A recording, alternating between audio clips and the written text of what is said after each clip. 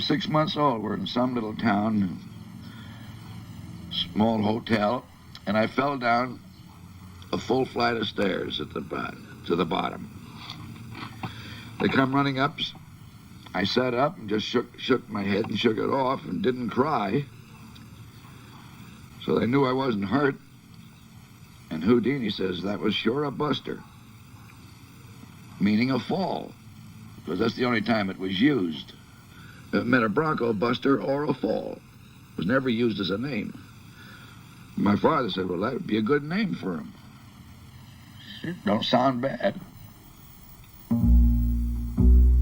Buster Keaton. They now call him a genius. Intellectual critics claim him as their own. Yet he never saw himself like that. No man can be a genius, he said, in slap shoes and a flat hat. Keaton had no formal education. He was a totally intuitive artist, most at home working on the mechanics of gags. Yet he had an astonishing understanding of the power of film. The big screen was his element, and on it he displayed a dazzling sense of cinema. Yet his roots were in vaudeville.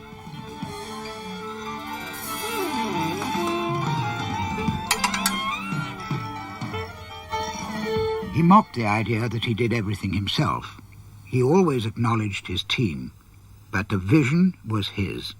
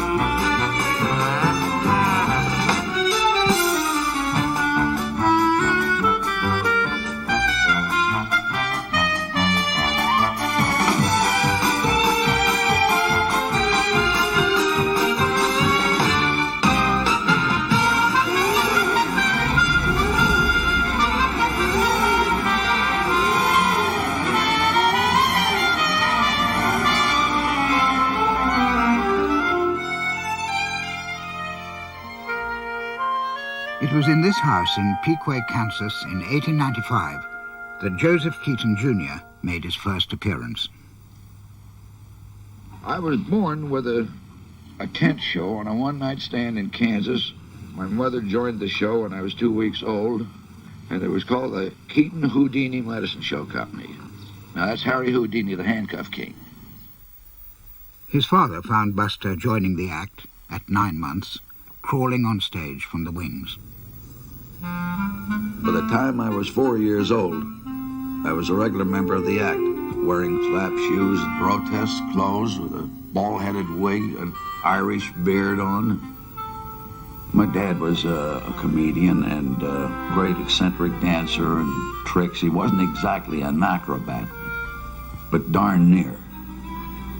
And my mother played musical instruments and danced with him. And of course, when I came into the act, then he got the idea of trying to show the audience how to bring up children correctly. And every time I did something he didn't like, he'd take me to the back of the neck and throw me through a piece of scenery.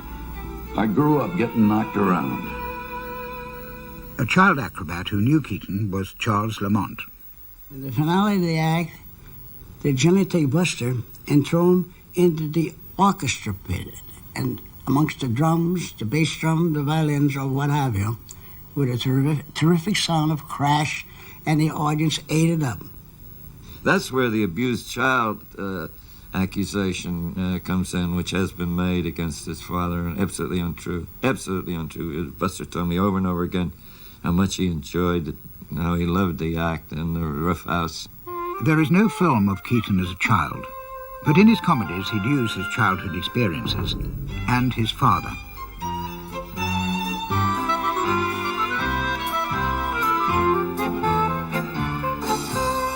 Naturally, it had to hurt Buster because, you know, he's flesh and blood, not a piece of wood. And he wasn't padded. But he had learned how to protect himself so he could avoid any serious damage to his person.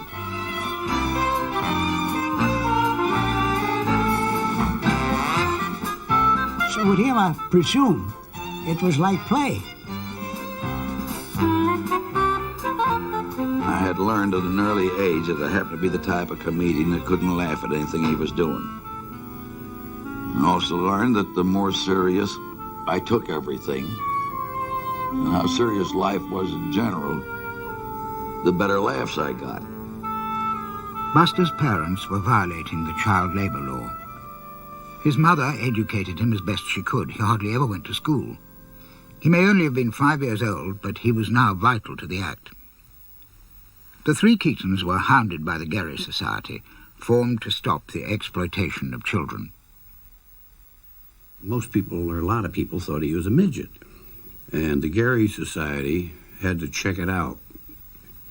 And this one official came backstage and took one look at this affair here, dressed and costumed and makeup exactly like his father, and he couldn't quite tell.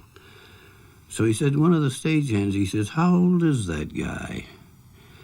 And the stagehand was wise to the deal. So he pointed to Buster's mother and he says, "I don't know, you'll have to ask his wife." As Buster grew up, Joe could no longer throw him around. Here Keaton recreates the act with Al St. John. Louise Dresser on the same bill remembers one particularly dangerous routine. He used to stand on a table back of his father, whirling around a basketball on the end of a rope, while Joe was trying to shave himself with a straight-edged razor. The ball kept getting closer and closer and closer. All of a sudden, bang. It was a very, very tough act, and it really was tough. Bus told me that they were injured a good part of the time. Of course, by the time I saw it, his father had taken to booze, so that the timing was a little bit off. When he kicked over my head, he misjudged it, and the back of his kneecap caught me right there, back of the head. And I stiffened and went out and fell straight back. And he didn't realize what was wrong. And my head hit the floor first. I'm out 18 hours. Two more children, Harry and Louise, and the three Keatons became the five Keatons. Buster was now the family's main support. We didn't work in the summer. Our summer home was in Muskegon, Michigan. There's a whole actors' colony there. Here he met many of his future collaborators. And to hear in 1917 his father returned, a confirmed alcoholic. Keaton had finally broken up the act. He was a veteran of the theatre at 21. In New York, one wet March afternoon in 1917, Keaton met another vaudeville comic. Roscoe Arbuckle now worked in the picture business. He had started as a Keystone cop with comedy producer Max Sennett. He ranked second only to Chaplin in world popularity. Producer Joseph Schenck had tempted him away from Sennett with a huge salary and his own company. With complete creative control, Arbuckle directed his own films. He invited Keaton to the Talmadge Studios on 48th Street and changed his life. The first time I ever walked on the front of a camera, I came in to buy a bucket full of molasses. In this, his very first scene, Keaton instinctively used props as comedy material. Yeah, he only had to turn me loose in the set and I'd have material in 2 minutes because I'd been doing it all my life. Arbuckle and Keaton found an instant rapport. A simple gag of molasses turned into a classic sequence.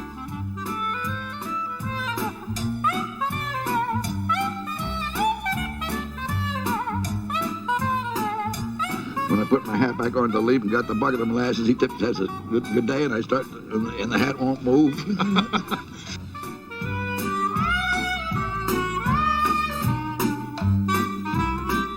And I spilt molasses all over. I got my feet caught in them.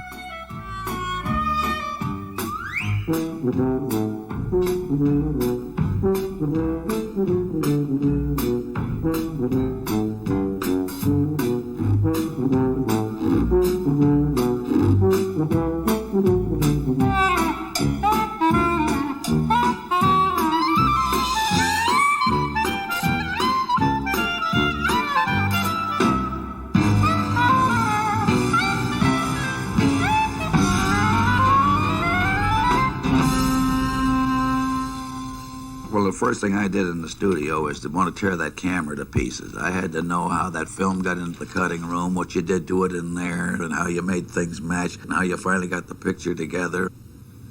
I just watched Arbuckle do it, and that's all there was to it. Arbuckle taught Keaton one of the few things he'd not experienced, how to take a sack of flour. I said, how am I going to keep from flinching? He says, look away from me. When I say turn, it'll be there. And it was, and you did it. He put my head where my feet were.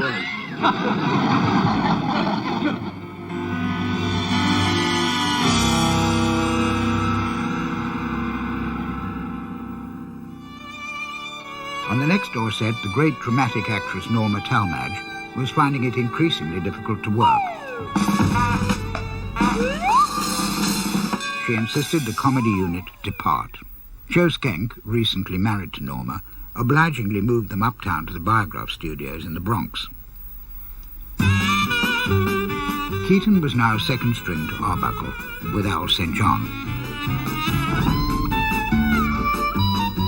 He also played many uncredited roles, revealed only by a close examination of the film. I was only with Arbuckle about 3 pictures when I became his assistant director. I was the guy that sat alongside of the camera and watched scenes that he was in, and ended up just practically co-directing with him.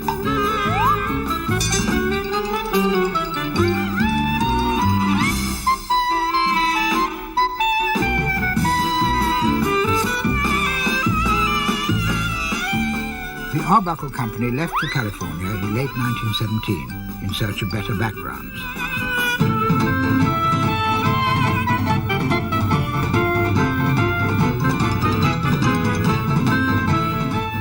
I didn't know it at the time, but I've turned out to be Arbuckle's whole writing staff for gags.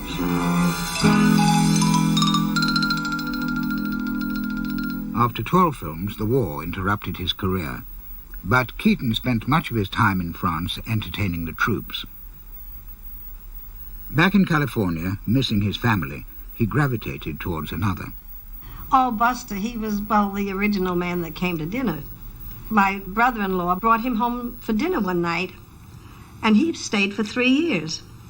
And, of course, Buster became one of the family. My mother was just, well, she was crazy about him. He was like a son to her, and wherever we moved, we figured on Buster. I think the extent of his wardrobe was a toothbrush, which he carried in his pocket. But he was a darling. He was a doll. An important part of this family was Roscoe Arbuckle. To the end of his life, Keaton maintained that Arbuckle was his greatest influence and his greatest friend. Working with Arbuckle, it was hard even for Keaton to keep a straight face.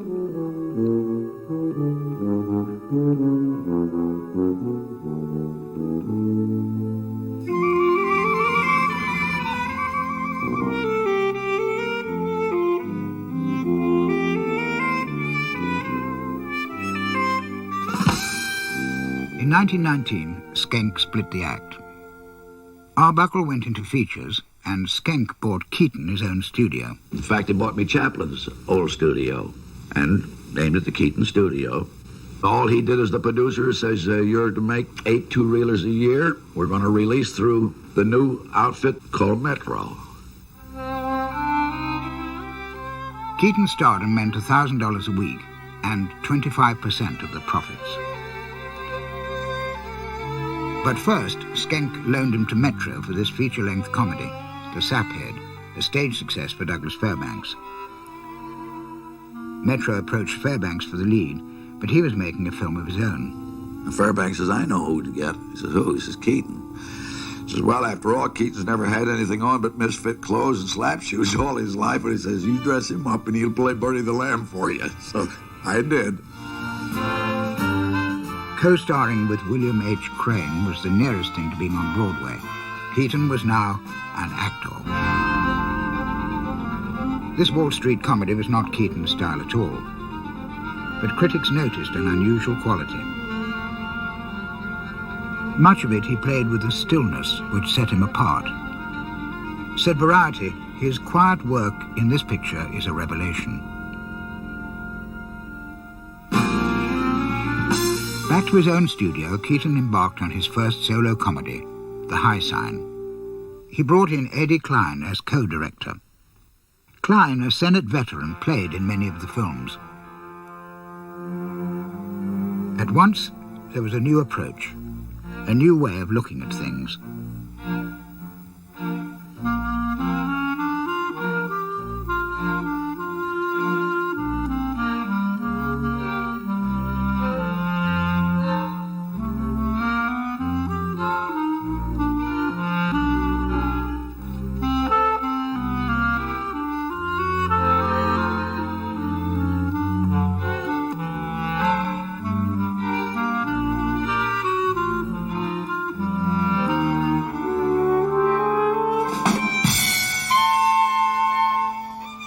His frozen face became his trademark.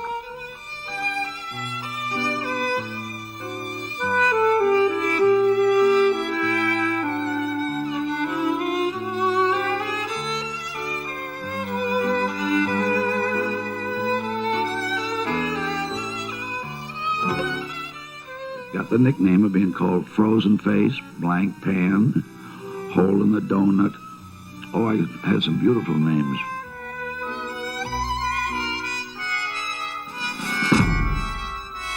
Bartine Burkett, leading lady in The High Sign, learned that the frozen face wasn't permanent.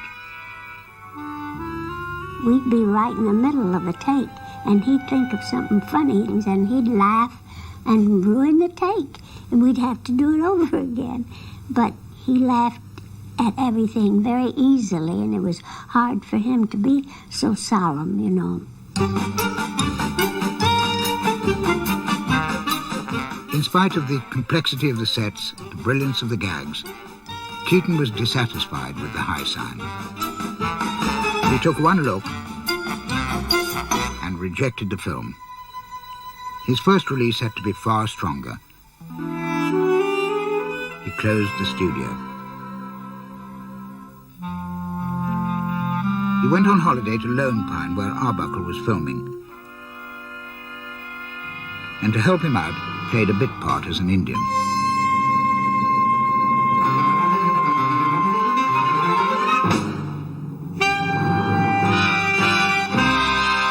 Back in Hollywood, Arbuckle visited Keaton and his new heavy, Joe Roberts, and served as a good luck symbol to launch Keaton's first release. 1 Week was inspired by a documentary Keaton had seen. This Ford Educational showed that a newly married couple could purchase a lot and in just 7 days build a portable home, from delivery to completion.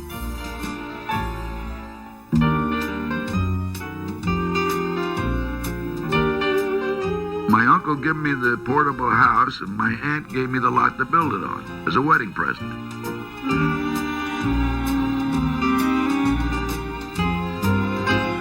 Only my former rival for the girl's hand changed the numbers on the crates. So when I put the house up, it was the darndest looking thing you ever saw.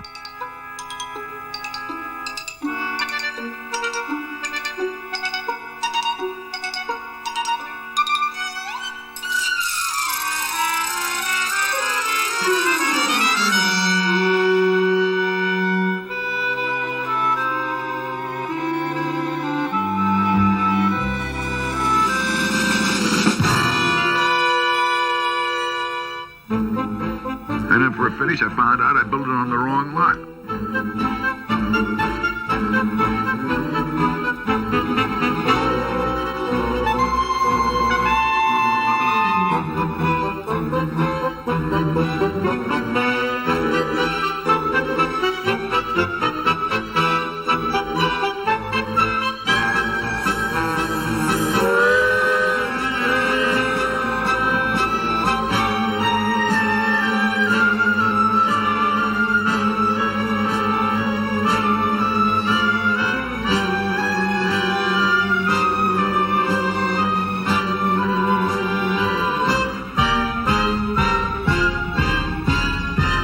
Wanted an audience to outguess me. And then I double-cross them.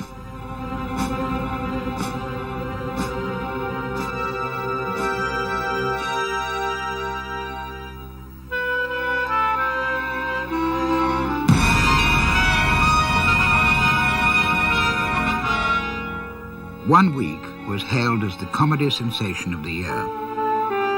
Audiences quickly realized that a Keaton comedy gave them more production values than any other. Yet Keaton's most remarkable effects were often the simplest. Down and out, Buster decides on suicide.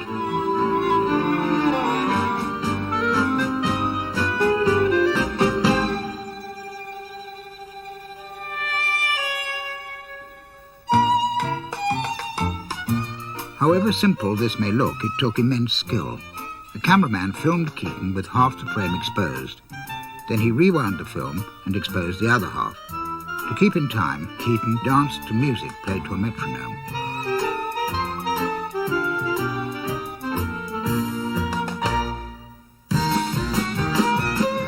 With 3 Keatons in shot at once, the problems multiplied. When Keaton wanted even more, the cameraman said it can't be done, but he did it. The same piece of film exposed 9 times.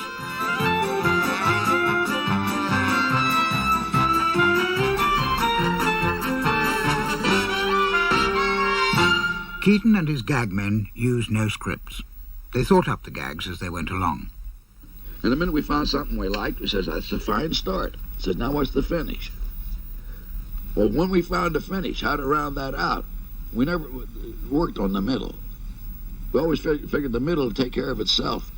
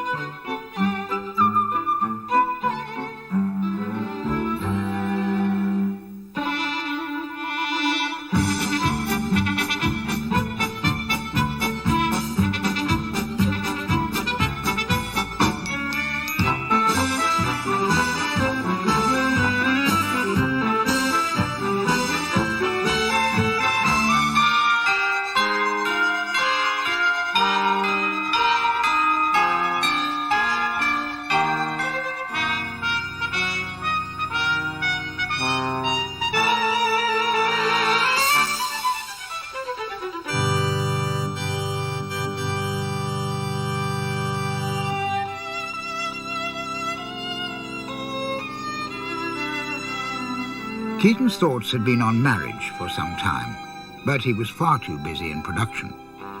Then something happened on the Electric House.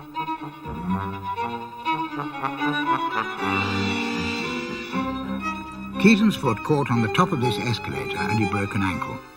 Production stopped. While he convalesced, he made up his mind to marry Natalie Talmadge, one of the famous Talmadge sisters. Norma and Constance were stars, Natalie wasn't. The wedding took place at the Long Island home of Joe Schenck and Norma Talmadge. I know he loved her very much, and I think she loved him very much in the beginning. But I think Peg Talmadge, the mother of the 3 girls, sort of wanted her married and off her hands. And since Joe Schenck made the Constance Talmadge and Norma Talmadge films and made Buster's films, that would be keeping it in the family if Natalie married Buster. But at the same time, he was a lowly comic as far as they were concerned, and not all that important in the business or what they really would have liked to have had for her as a husband. Soon, Keaton had the whole family living with him, most of them disapproving. With the sisters changed to brothers, he made this view of domestic life.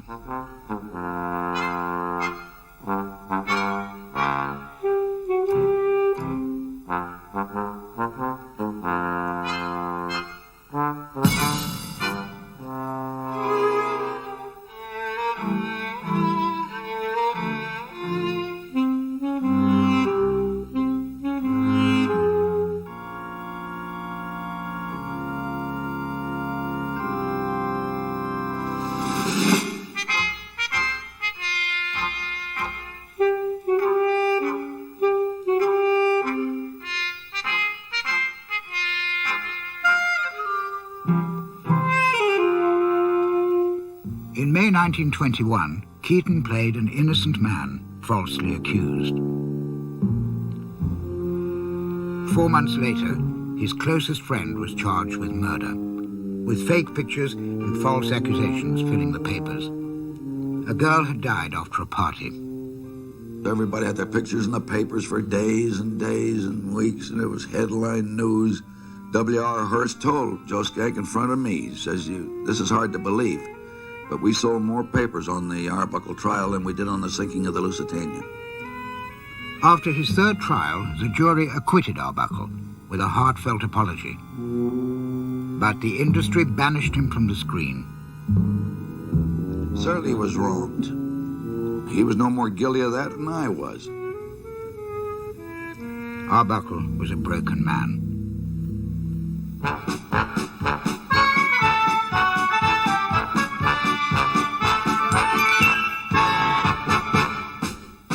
As the third Arbuckle trial neared its end, this was the film Keaton was making.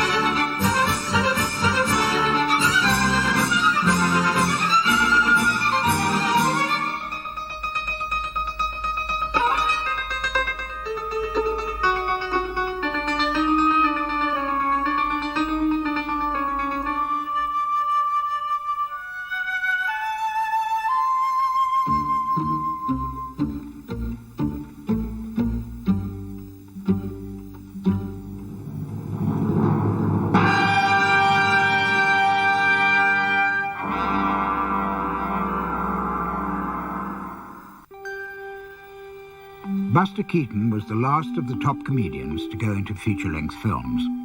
And when he made the decision, he did so with understandable caution.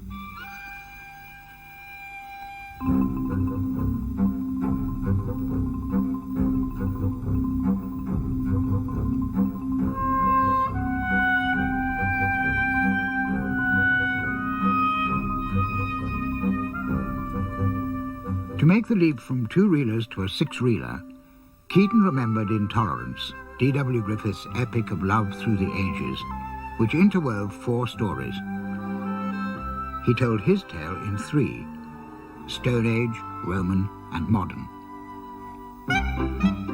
The stories of rival suitors could be separated into 3 2-reelers if Keaton's idea proved too ambitious.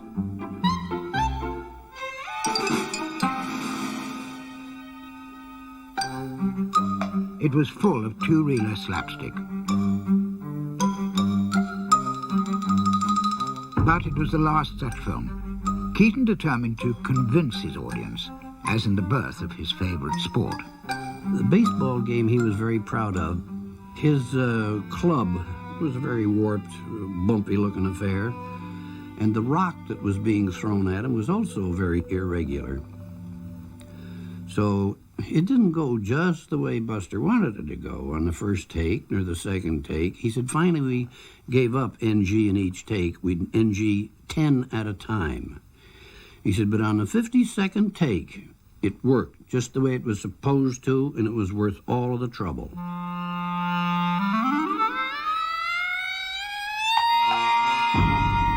That had to hit that bat just right and go and hit the villain just right, or the gag was faked.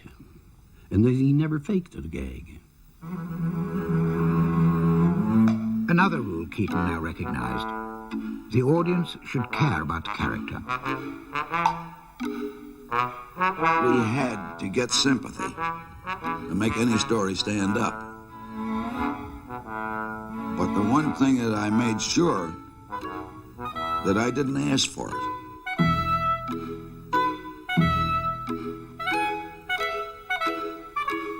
If the audience wanted to feel sorry for me, that was up to them. I didn't ask for it in action.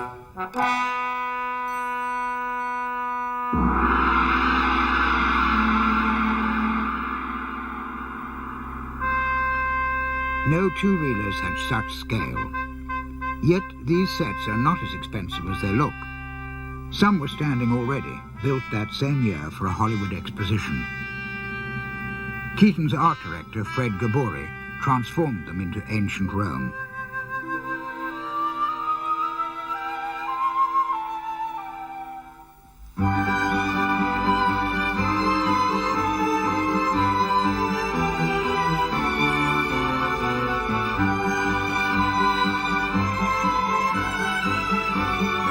Now he had the confidence to make a full-scale feature.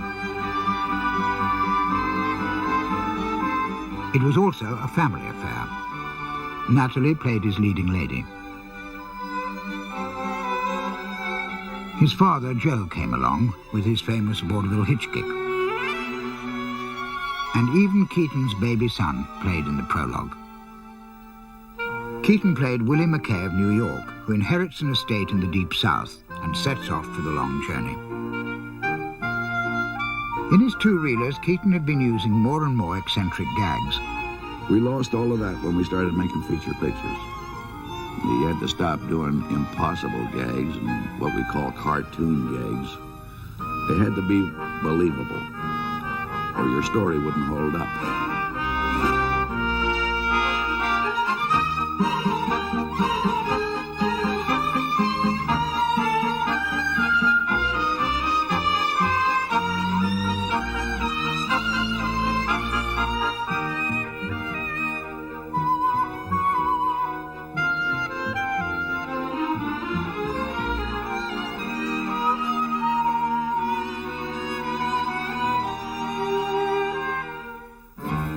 The train was a reproduction of Stephenson's rocket, built at the Keaton studio with authentic-looking rolling stock. And they weren't so fussy about laying railroad track. I mean, if it was a little unlevel, they just ignored it. They laid it over fallen trees, over rocks. So I got quite a few laughs trying to ride in that railroad.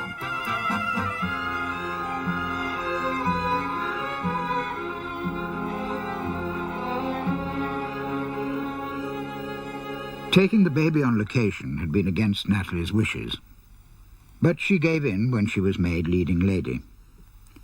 From the start, however, she had misgivings about her role.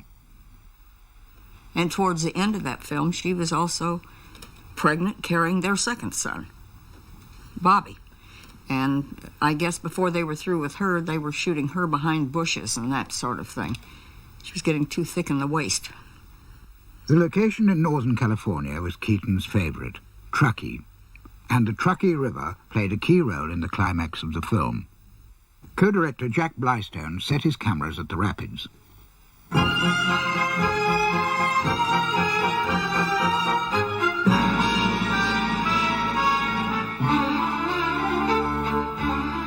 It was here that a major accident occurred. His cameramen were never allowed to cut until he said so. Didn't matter what happened, because something better could come out of it going wrong than what they had planned. He was in the river, and they had a holdback wire on him so that he would go at the same rate of speed that the camera was going, and you can see in the film where the wire snapped.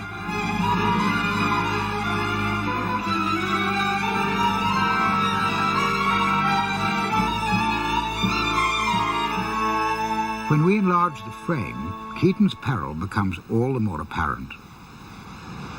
And that's all in the picture, because no matter what, they were not allowed to cut. If he'd have drowned, they'd have had a copy of print of the drowning.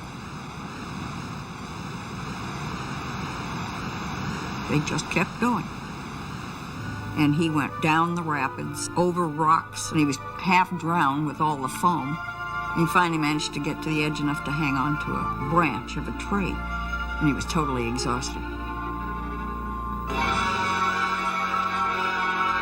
An even more challenging stunt lay ahead.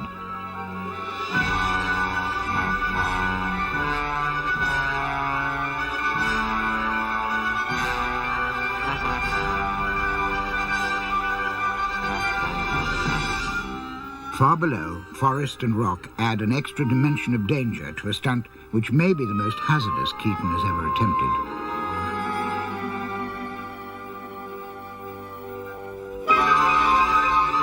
Buster has to rescue Natalie before she's swept over the falls herself.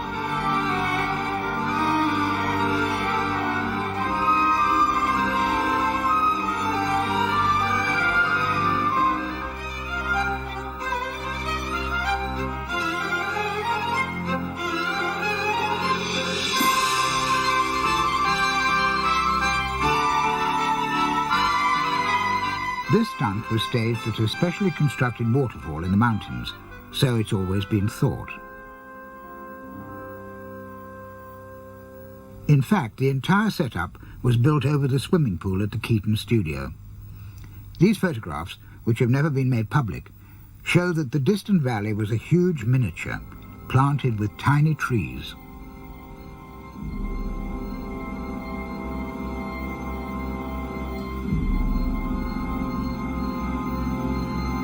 But there was nothing faked about the stunt.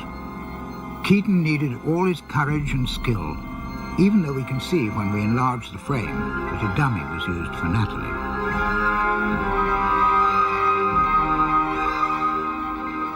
Keaton inhaled so much water a doctor had to give him first aid, and yet he could have used a double. To my knowledge, Buster Keaton never had a double. I've heard a couple of fellas say they doubled him, but I have never seen this happen. Now, I don't believe, knowing his Buster as well as I do, and doing things as good as I used to do, I don't believe I could have done them like he wanted them. He knew what he wanted. His fall was a different fall. He just didn't slip and fall down. He'd do a lot of things before he fell down, you know? And you can't double a guy like that, doing those things. Keaton threw himself into stunts far more dangerous than any he did on the stage.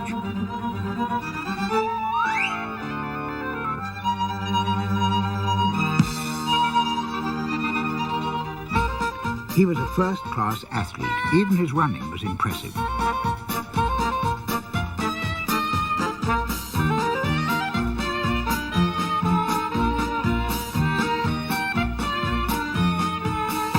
Comedy for Keaton meant physical action. He not only did his own stunts, he stunted for other actors.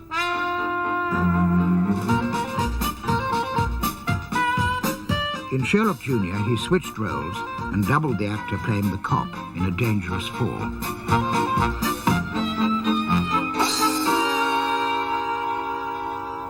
I would say, well, weren't you ever hurt in any of these things? He said, oh, he said, all the time.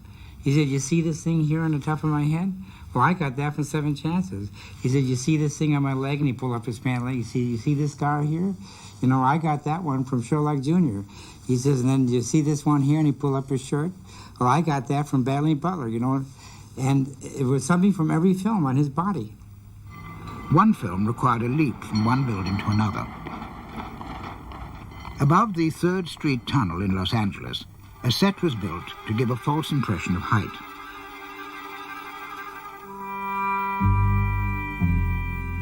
With the street below, it looked like we were up in the air about 12, 14 stories high. And I took advantage of the lid of a skylight and laid it over the edge of the roof to use as a springboard, and I didn't make it. Keaton hit the wall before landing in the net and was badly bruised. Eddie Klein and the crew suggested changing the sequence to fit the shot. Keaton gladly agreed. The best thing to do is to put an awning on a window, just enough to break my fall, and I can swing from that on to a rain spout.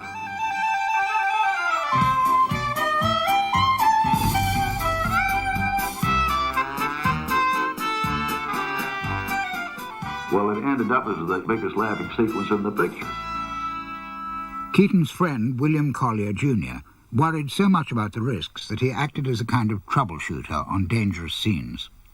Well, I worked with Keaton on not all of his stunts, but some of the few stunts that each year that were dangerous. And he relied upon me to be sure that nobody was kidding around about it. There was always some comedians off the screen, you know. And he relied upon me to calm everything down and to get it down, get it right, and get him alive. No one could have foreseen the mishap on Sherlock Jr. The only other really bad accident he had was with the water tower. The train went out from under him. He rode the water tower down to the track. Well, he didn't realize how much force that water had, and it threw him against the railroad track with the back of his head. He had a terrible headache. I think they called off shooting for a few days anyway.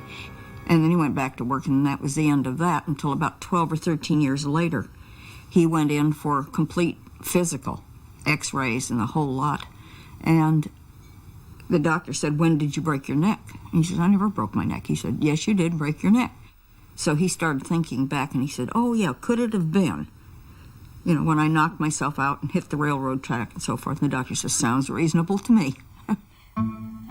In Sherlock Jr., Buster plays detective. Here he shadows his suspect.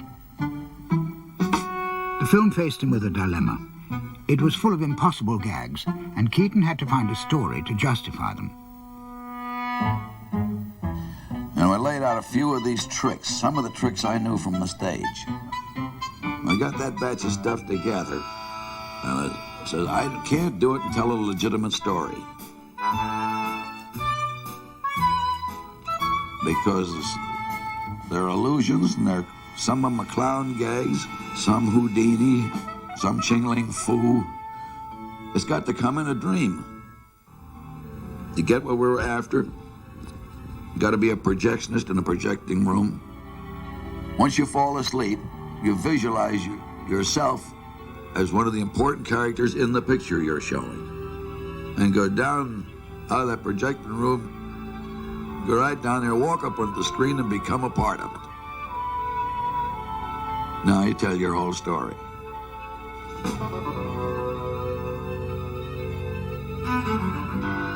I think the reason that we started off on that story is because I had one of the best cameramen in the picture business, Elgin Leslie. He originally was with Senate. Leslie's task was straightforward, to begin with. The picture on the screen here is part of the theater set, lit to look like a movie.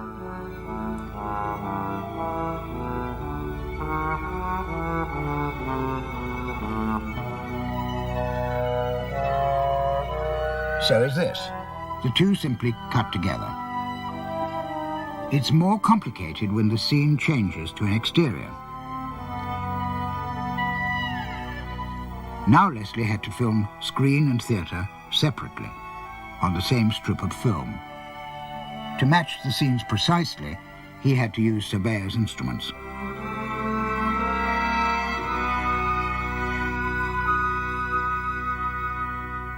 The picture was a success, It grossed nearly $500,000, yet critics said it lacked originality and ingenuity. No wonder Keaton and his gag men had a creative block when they tried to think of an idea for their next comedy. When it came by chance, a very strange chance. In 1919, alleged Bolsheviks were rounded up and deported to Russia on a ship called the Buford. In 1924, the ship was due to be scrapped when Fred Gabori came across it in San Francisco. And Keaton chartered it for $25,000 from the shipping board.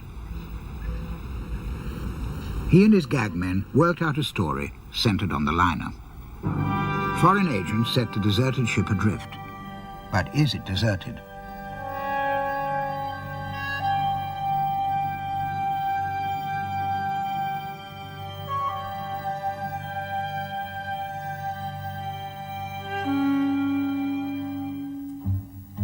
Two socialites are stranded aboard, each convinced they are not alone.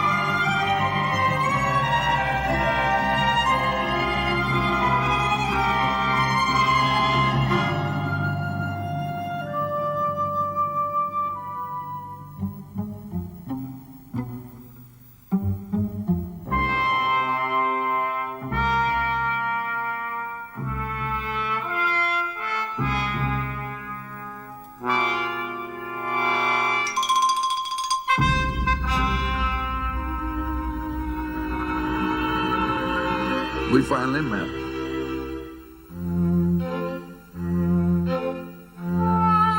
Neither one has ever been in the kitchen in their lives. She wouldn't know how to make a cup of tea. He's worse. I mean, you can't get two more helpless people. Well, that's all you set out to do, is to survive.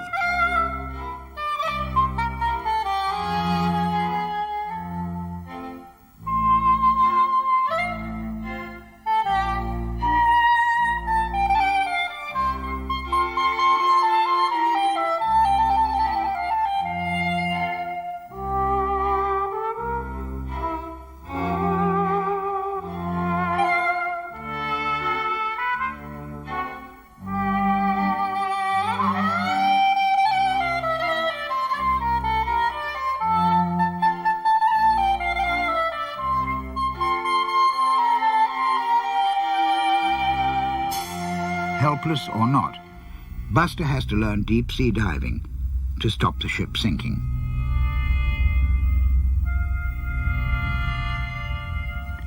Keaton insisted on doing the part himself, even though diving in those days was so hazardous.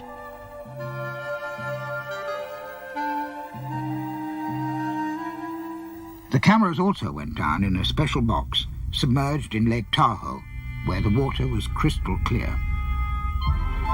One of my worst problems in Tahoe was the water. So cold that I could only stay down about 30 minutes at a time. It'd go right through you. The cold also caused the glass panel of the camera box to mist up. Ice had to be packed around the cameramen. It took 4 weeks to complete the sequence. Drifting to the South Seas, the ship is attacked by cannibals.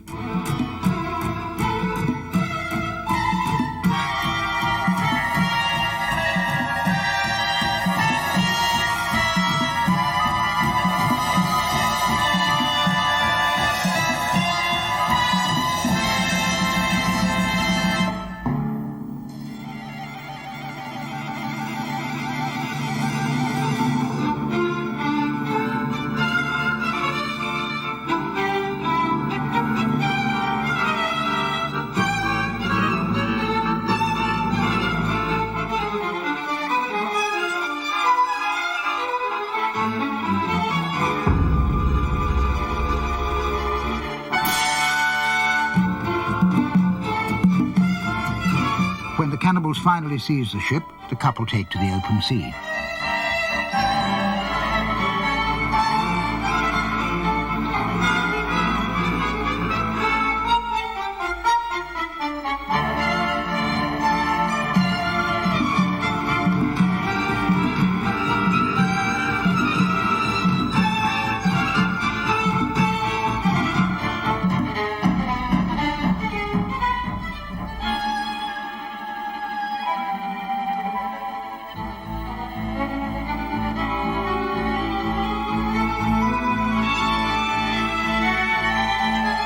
Keaton and his team started the Navigator without an idea.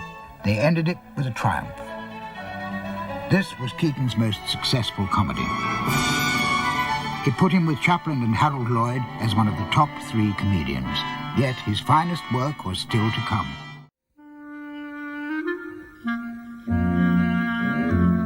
Buster sets off for the most important journey of his life, to propose to the girl of his dreams.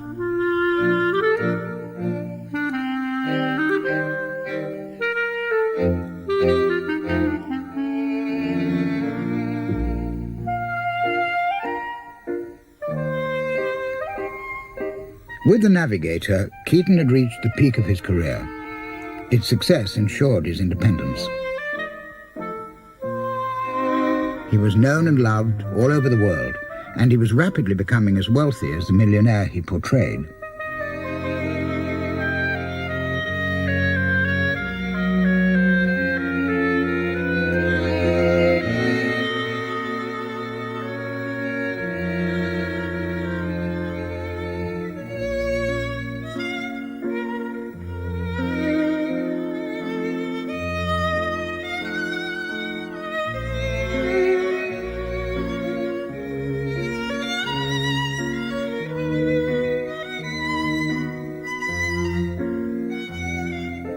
Rejection was a theme which ran through many Keaton films, but at this period it was affecting his life. He was now the father of 2 boys, but Natalie kept him at a distance. She was spending at the rate of $900 a week, and that was just for clothes. They kept moving to more and more expensive homes, with money borrowed from Keaton's producer, Joseph Schenck. So when Schenck bought a story Keaton disliked, he felt obliged to do it.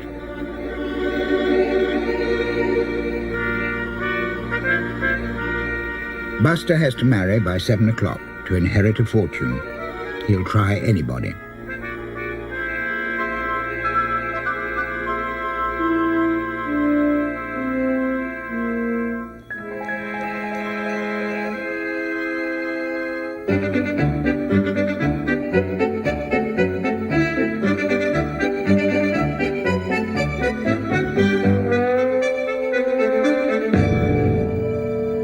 In desperation, Buster advertises for a bride.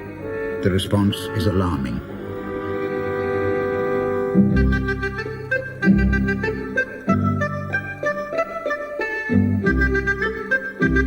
Keaton directed this sequence with 500 women in the streets of Los Angeles.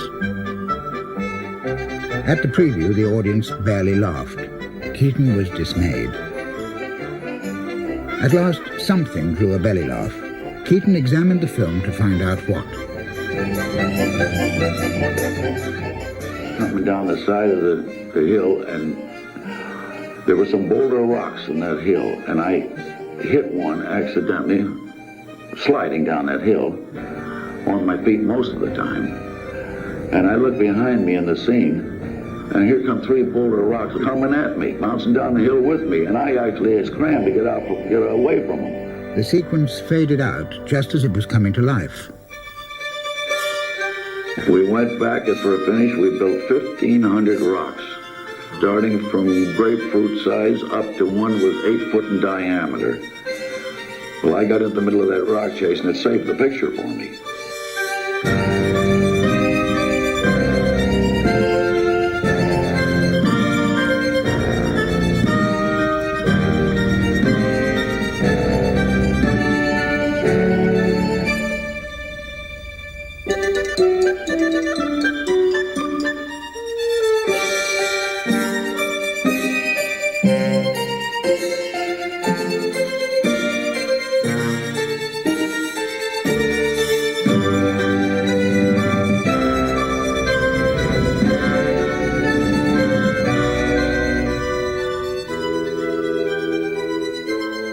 Thanks to the rocks, Keaton topped the chase and dispersed the women.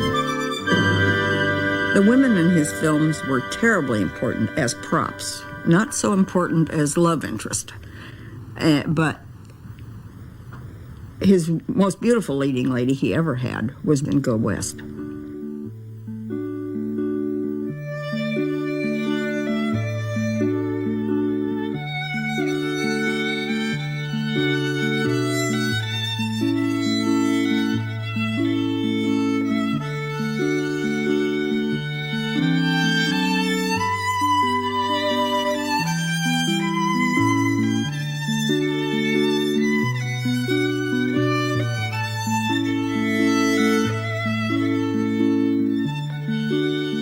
Go West, Seven Chances, and particularly Battling Butler made impressive sums of money for Joseph Schenck. And in 1926, Schenck gave Keaton the go-ahead for his most expensive and spectacular production, a film called The General.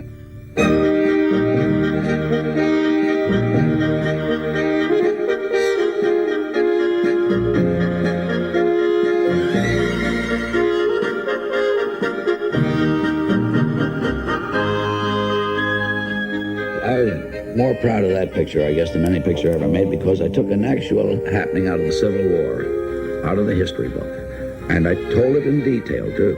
The Northerners coming in there as civilians and stealing that engine with the intent of burning bridges behind them. The look of the film was based on Civil War photographs of Matthew Brady. Keaton told his crew, "Make it so authentic it hurts." The location was Oregon. Southern railroads were too crowded. We bought engines up there, and with very little work, remodeled them into Civil War engines. Then we built a passenger train and a freight train on their flat cars that they had the rolling stock for us. And all the track in the world we wanted to use was already laid for us. To Cottage Grove came 17 carloads of equipment, much of it to create this set of Marietta, Georgia. As director, Keaton was in complete control. He recreated the period so carefully that for many modern audiences, this is the Civil War brought to life.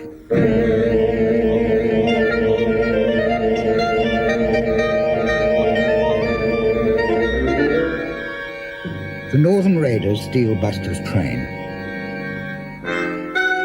and kidnap his girl, Annabelle, with Buster in hot pursuit. But he needs something more powerful than a handcar. With another engine, he discovers it. We found that as an actual gun in the Civil War, the first railroad gun, and we duplicated that cannon. It almost looks like a prop we invented. That's the only thing that kind of scared us when it comes to using it. So everybody's going to say, oh, they invented the prop just to get the gag. The idea was to show Buster's attempts to shell the raiders on the move. Every shot had to be filmed on the move, too. But Keaton was a master of the traveling shot. Cameras were mounted on cars, themselves often mounted on railroad flat cars. This amateur film gives a rare glimpse of Keaton directing.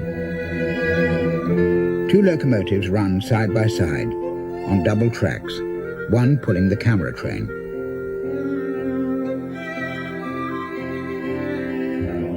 The cannon has to fire its first round straight into the cab, a joke with real gunpowder. He said, the only thing that saved our lives in that was a pair of tweezers. I said, what do you mean? He said, well, the first time we loaded the cannon, we only wanted the cannonball to just go and land into the engine cab. And he says, the first time we did it was a good thing we was going around the curve, because it went whango and it missed the car completely and landed over in the field someplace. So then we put in a little bit less, and it still went too far. He said, we finally wound up pushing the kernels of the gunpowder aside and just counting kernels into the thing. Finally got it so that when it went off, why...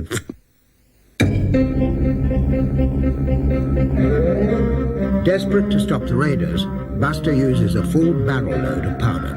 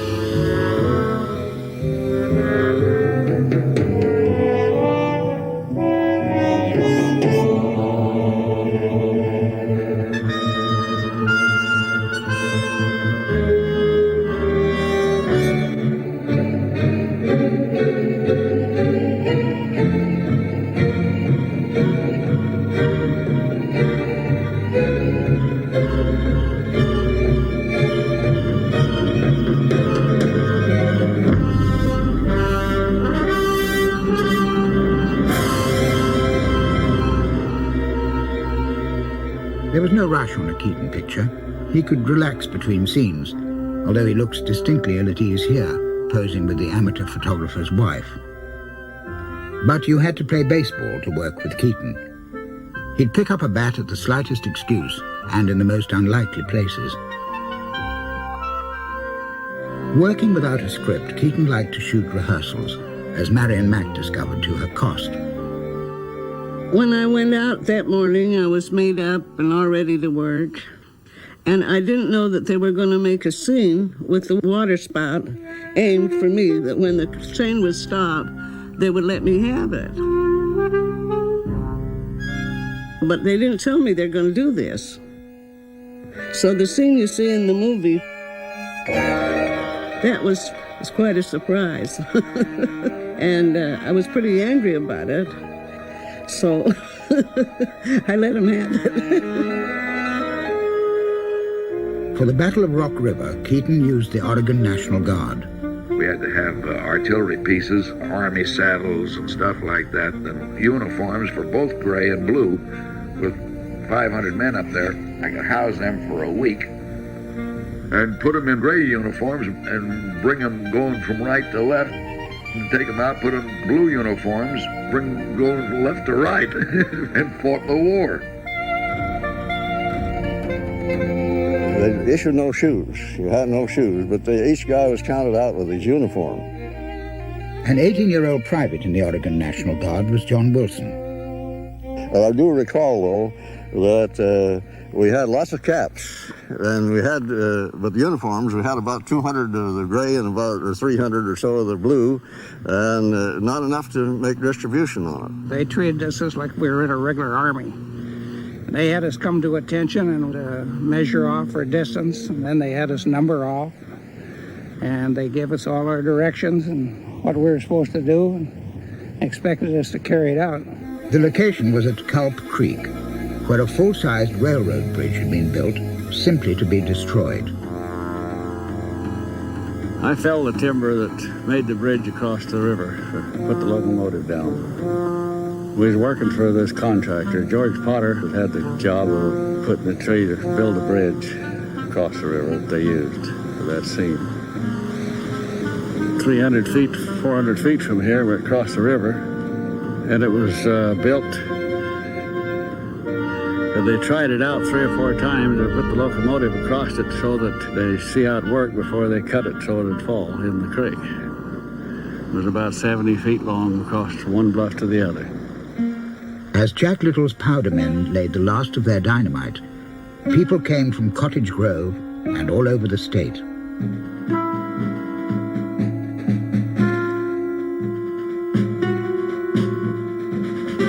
I had the measles at the time, and I wasn't allowed out too much.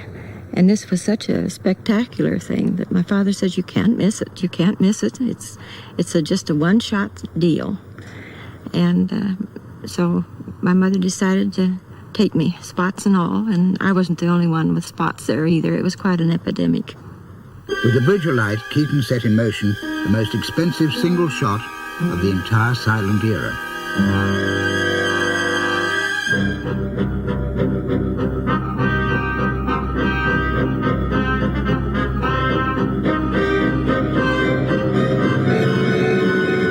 People in the crowd screamed. Someone was on that engine. It had a white shirt, as well as I remember, and a vest, and his cap. By enlarging the frame, we can see what alarmed the crowd.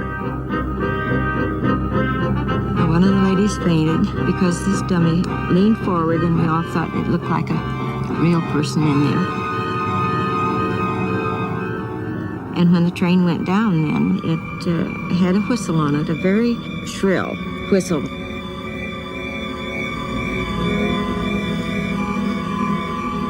It was kind of a mournful thing, and everybody felt like something really had happened that was really dreadful. The battle was covered by 6 cameras.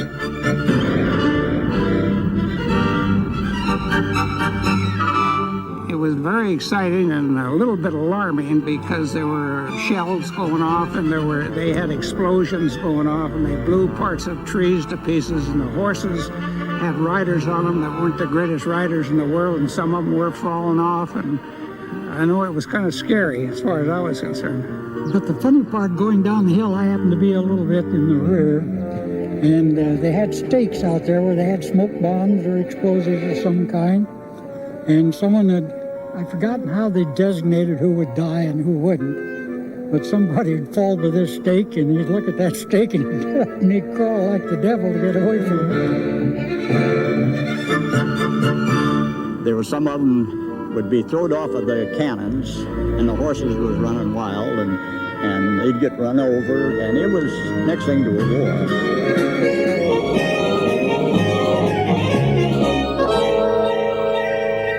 And they had it dammed at this end to make more water, and it was supposed to be wadeable, but it wasn't.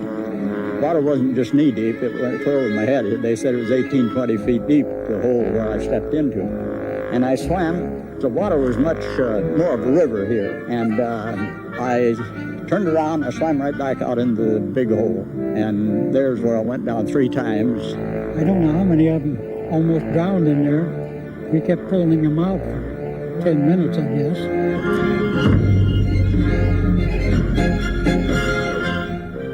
Keaton was ultimately responsible for everything that happened, but he shared the risks. 9 men had been injured, several by explosions. One of them was too close to Buster Keaton, and it knocked him over and knocked him unconscious. And he lay there on the ground for quite some time unconscious. They finally brought him to, and he rested up a while and got back on the job.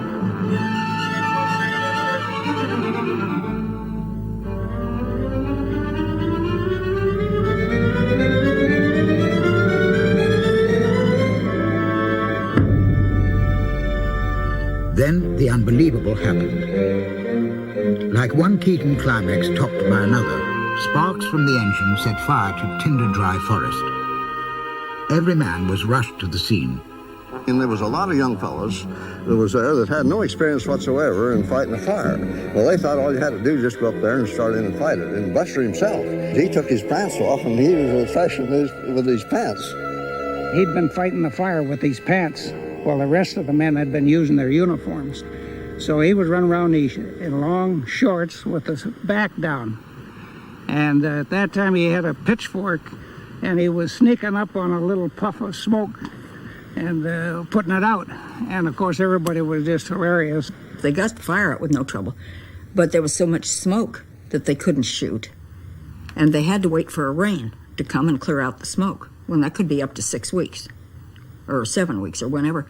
So they had to pack the whole thing in and come back to L.A. and wait for a rain. And then when they finally got a rainstorm and that cleared the smoke out, then they went back up and finished the picture. So that drove the budget up considerably. Keaton was already wildly over budget, but he had produced what he and his associates were convinced was his masterpiece. Modern audiences agree, but when the film opened in New York, reviews were mixed. A few were positive, but the New York Times said, "This is by no means as good as Mr. Keaton's previous efforts." Variety, "The General is far from funny." Life magazine, "Many of his gags are in gruesomely bad taste."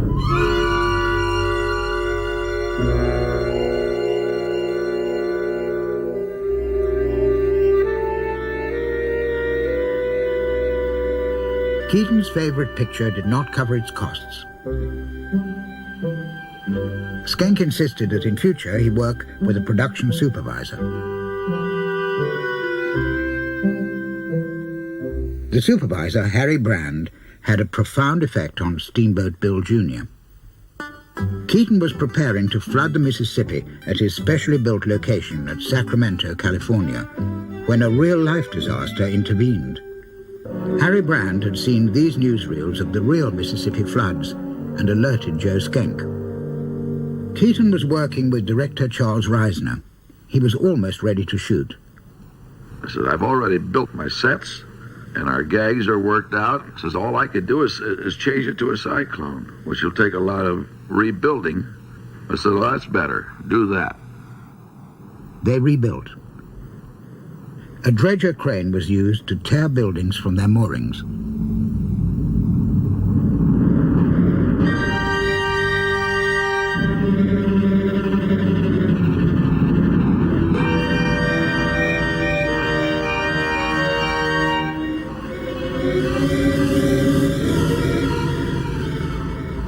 Aeroplane engines provided the cyclone.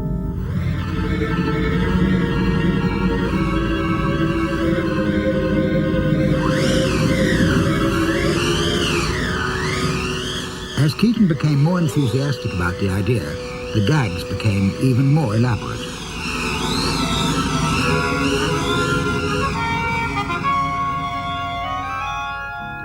Cables linked a light breakaway set to a cantilever. The slightest touch could lift it.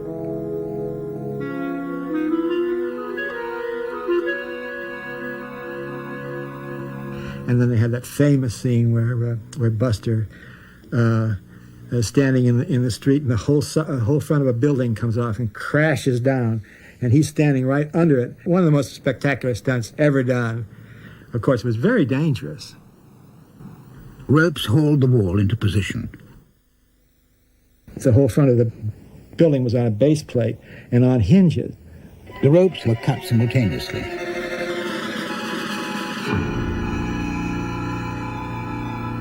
Behind the window, you can just glimpse a man retreating after giving the set a final push. It must have weighed 1,000 pounds, the damn thing. And if Buster was 6 inches out of position one way or the other, they would have driven him right into the ground like a little tent peg, you know.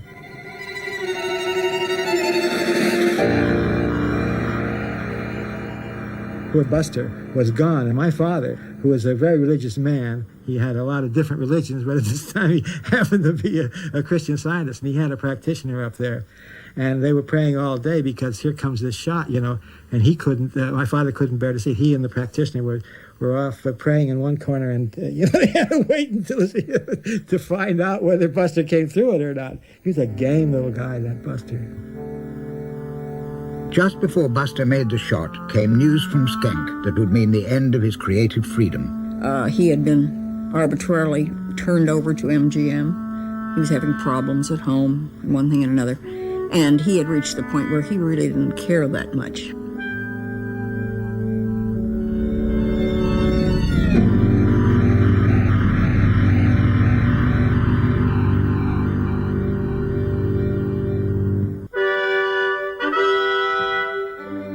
MGM at Culver City, California, was the world's most prestigious studio when Keaton joined it in 1928.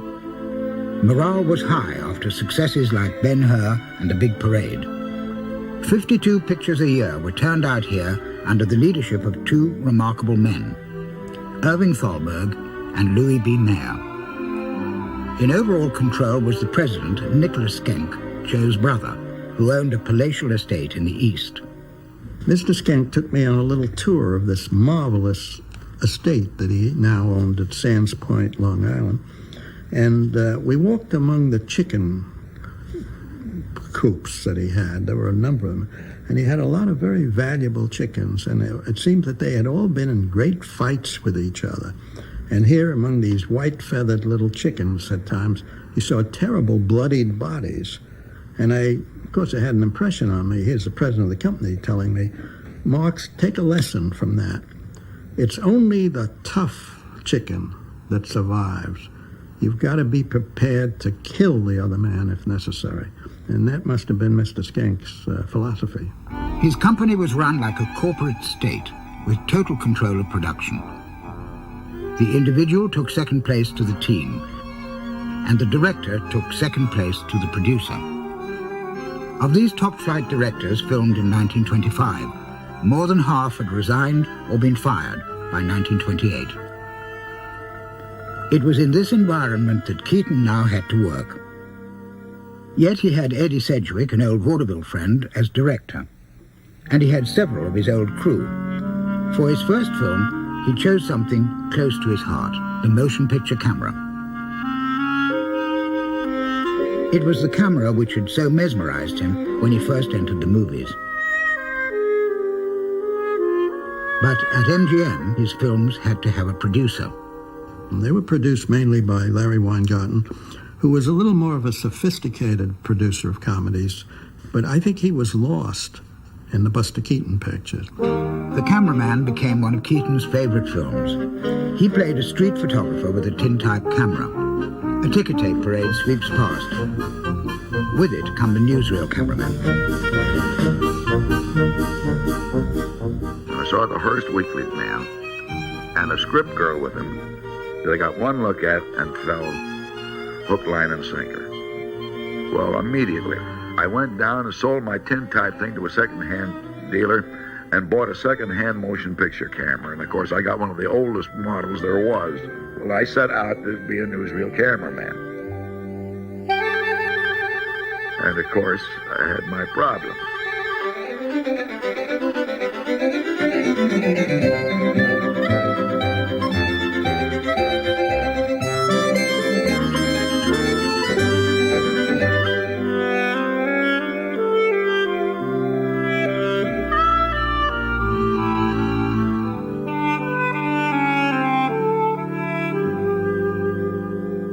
One of the main problems was the script.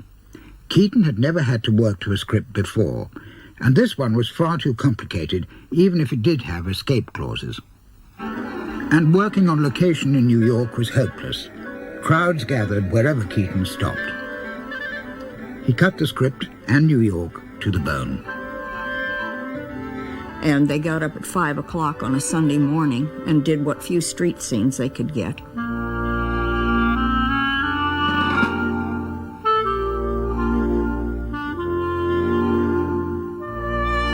And then they packed it in and came back here at the studio and finished the picture here.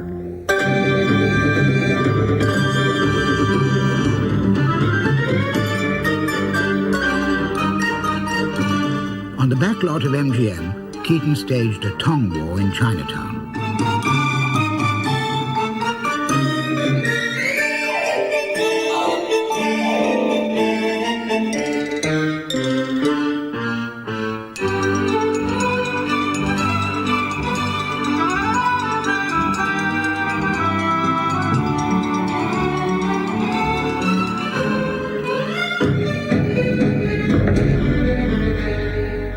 Keaton made use of all the resources of MGM.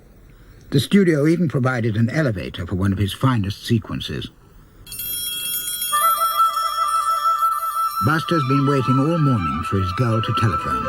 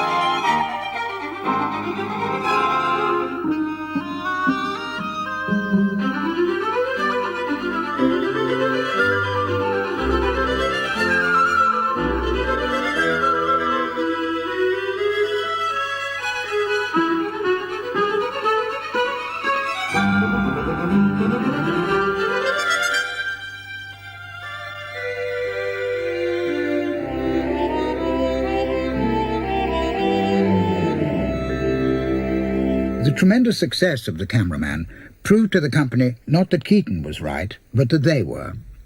They insisted his next picture had to be scripted and budgeted more tightly. Most of his crew went on to other pictures, on top of which his marriage was in trouble. Since the arrival of their second son, relations had been strained between Buster and Natalie. Buster had now fallen for another woman, Dorothy Sebastian, the star of his new film, Spite Marriage. Keaton played Elmer, who loves an actress from afar, but is too shy to admit it.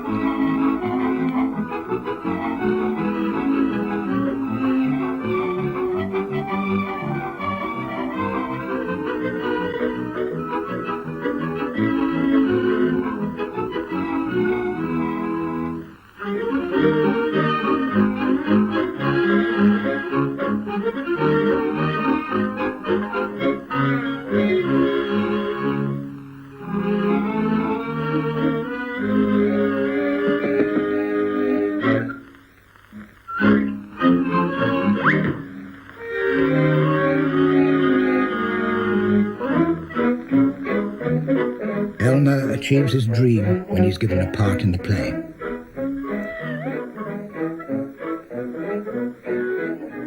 Keaton wanted to do the film as a talkie. MGM released it as a silent, with this track of music and occasional sound effects. Despite front office interference, Spite Marriage had the Keaton touch. For the last time.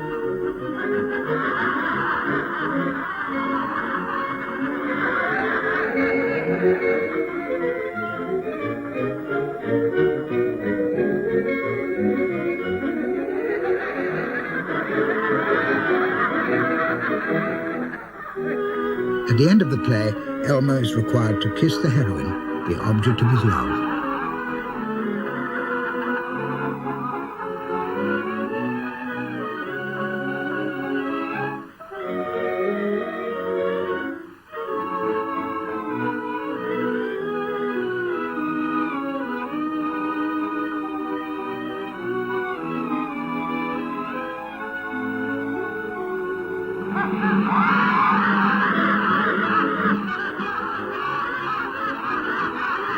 One of the rules at MGM prevented their stars taking risks. He would do falls, stepping up on a table and falling on his face. You, my God, you'd think that he was, all the bones in his body would be broken.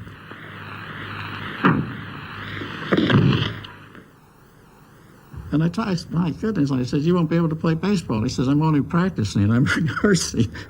Filming aboard his yacht for Spite Marriage, Keaton indulged in some risky stunt work. It was the last time as far as the front office was concerned.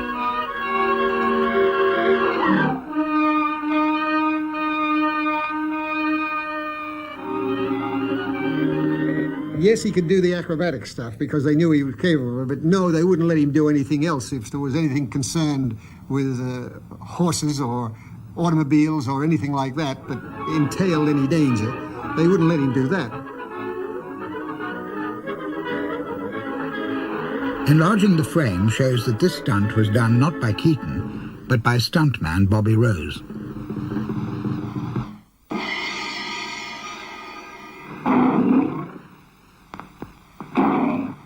MGM were now ready for sound, but not ready for Keaton.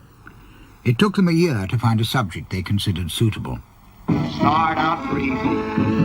You let your elbows slag, you let your pussies drag, just like you had a jacket's free and easy. Brave men, slave men, wood in the grave men, grab yourself a partner now. Show girls, slow girls, never had a bow girls, here's your only chance, and how, if you please it. While the music plays, you can dance for days to this lazy race, free and easy.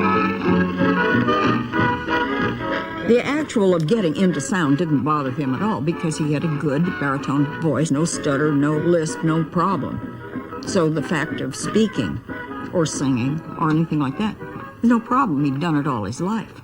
It must be you who haunts me night and day, like the strain The problem was not the voice, but the character. MGM tried to change it.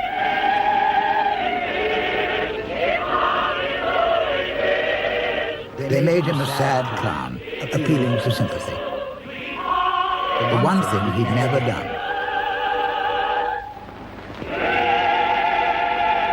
Keaton began to sense the hopelessness of his situation.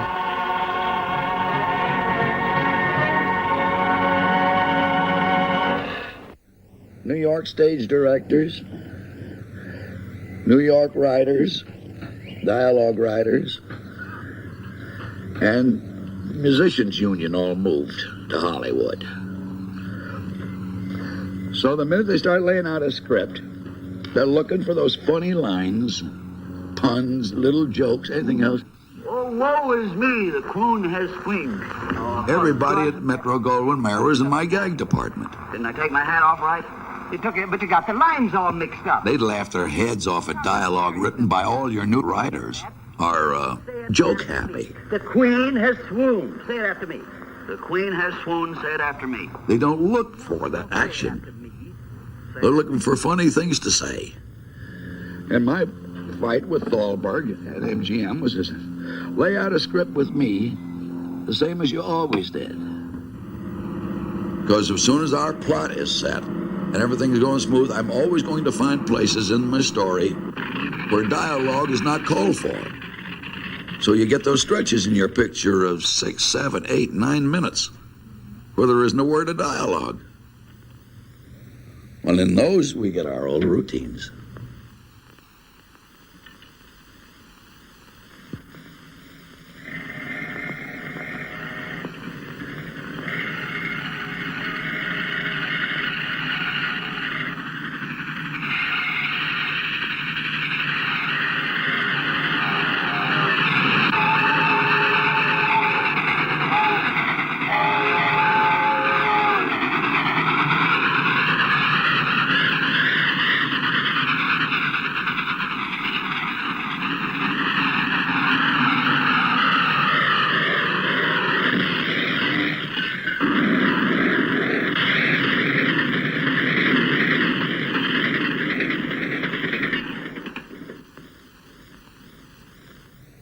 Louis B. Mayer insisted that in all matters the producer's word be final. Irving Thalberg admired Keaton, but expected him to work to a script prepared by his scenario department. They'd have 6, 8, 10 writers on it, and everybody had to put their foot in the pie. And it just got to the point where he couldn't get any work done that he thought was quality because there was too many people interfering. You're not nervous, Mr. Butts, are you? No, I feel all right. That's fine, because you know this is your first big scene, and there's one thing I want you to remember. Never, never look in the camera when anybody speaks to you. Wait for the reaction and answer them. If a piece of scenery or a prop should fall on you during the action, keep right on going as if nothing happened. You know it costs a barrel of dough to line up and shoot it over again. If you forget your lines, say anything funny. It's a comic opera. Remember the queen, respect her. Remember the little girl, like her. Remember Bobo, fear him. Remember the king. They were picking stories and material without consulting me, and I couldn't argue them out of it. I'd only argue about so far and then let it go. You're not nervous, are you, Mr. Butts? He wouldn't make a lot of noise about it. He just walk off the set. Say, I'll see it what time tomorrow. Walk off the set, never say, uh-oh, something's going on. The company sent angry telegrams. Keaton's absences were costly. But now he'd lost creative control, they were his only weapon. He'd also started drinking. Thalberg encouraged him to take Natalie on a European vacation. The trip did not bring them together. Oh, but acting, I'm afraid. Just a feller from Kansas. There's no experience. Romance, dashing. Listen, I'll let you in on a secret. I'm from Kansas myself. You're from Kansas? Abilene. Soy solamente un muchacho de Kansas. Oiga, te voy a decir un secreto.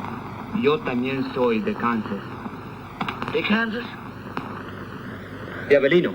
In those days, they made a Spanish version, a German version, and once in a while an Italian version of all of those films, and a French version also of those, which meant they would make the film in English, get it totally cut, edited down to size, and they would go back and reshoot the exact scene for scene with an Italian cast, a German cast, a Spanish, and Buster had to learn to read phonetically all his speeches off of a blackboard, off camera and everything, which meant he was making each film 4 or 5 times. French versions were directed by Claude Autant-Lara. And I say, it's maybe very good for America, but this picture doesn't mean anything for Frenchmen. I don't think they laugh at that picture. So he said, what do you think? I said, you must change this, so and so, and give him a little detail. And he said, go ahead. But Autant-Lara was told to shoot the script as written. When I came back after lunch, I saw they put a moviola on the set, and from that minute, I had to see the scene of the American picture that as it has been shot in an American version, and to copy it exactly in French. And I said, Buster, what can I do? I said, my boy, we're here to obey. If you don't obey, you'll be fired. Keaton disliked his next script, Sidewalks of New York, but he had to obey orders or face suspension. One of its 2 directors was Jules White, who just graduated from making comedies with dogs. I knew before the camera was put up for the first scene that it was practically impossible to get a good motion picture out of it.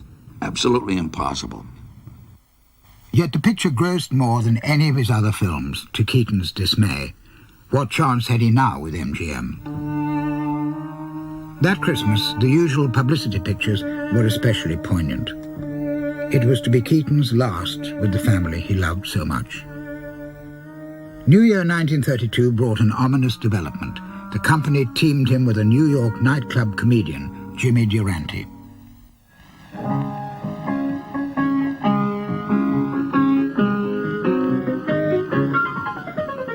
Keaton immediately took a back seat. Well, how are you, Professor? For the love of Mike, how did you get here? Keaton's fight against incessant talk was lost once Durante entered the scene. I'm glad to see you. I'll see you after the show. But MGM argued that he'd missed the point. Jimmy, being co-starred with him, was an attempt to make a team that would presumably go through the roof as a great comedy team. We're a hit. It's stupendous. Come on back, Professor, and give the folks a kick. A kick?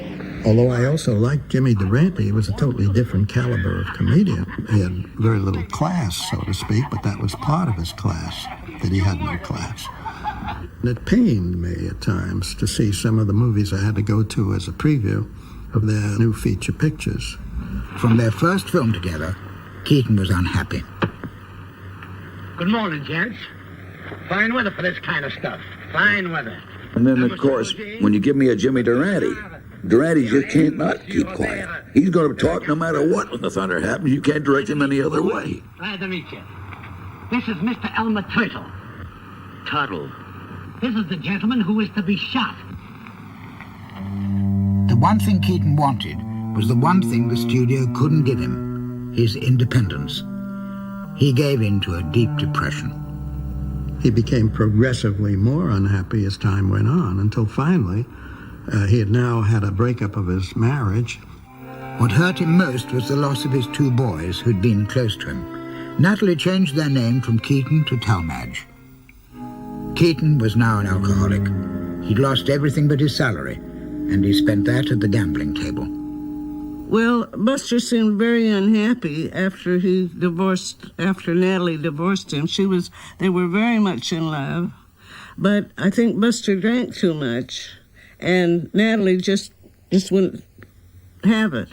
I got to the stage where I didn't give a darn whether school kept or not, and then I started drinking too much, and then when I found out that they could write stories and material better than I could anyway, it was just me fighting with them. Well, of course, it took about 2 bad pictures in a row to just put skids under you. Oh, everything happened.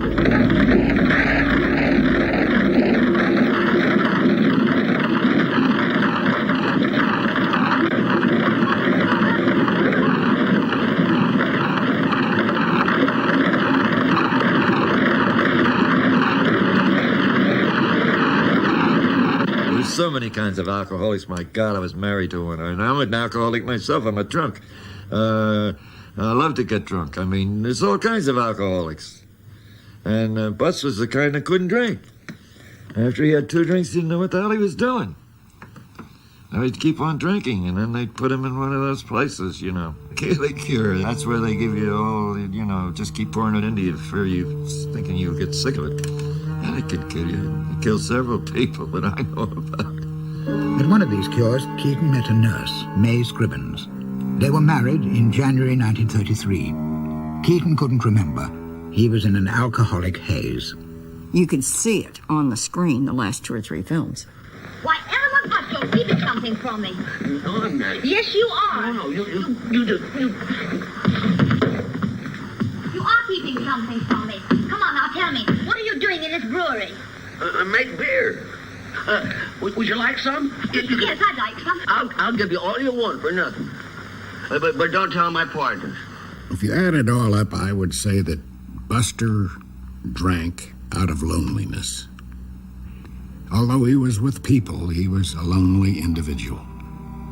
And the deadpan reflected that in more ways than one.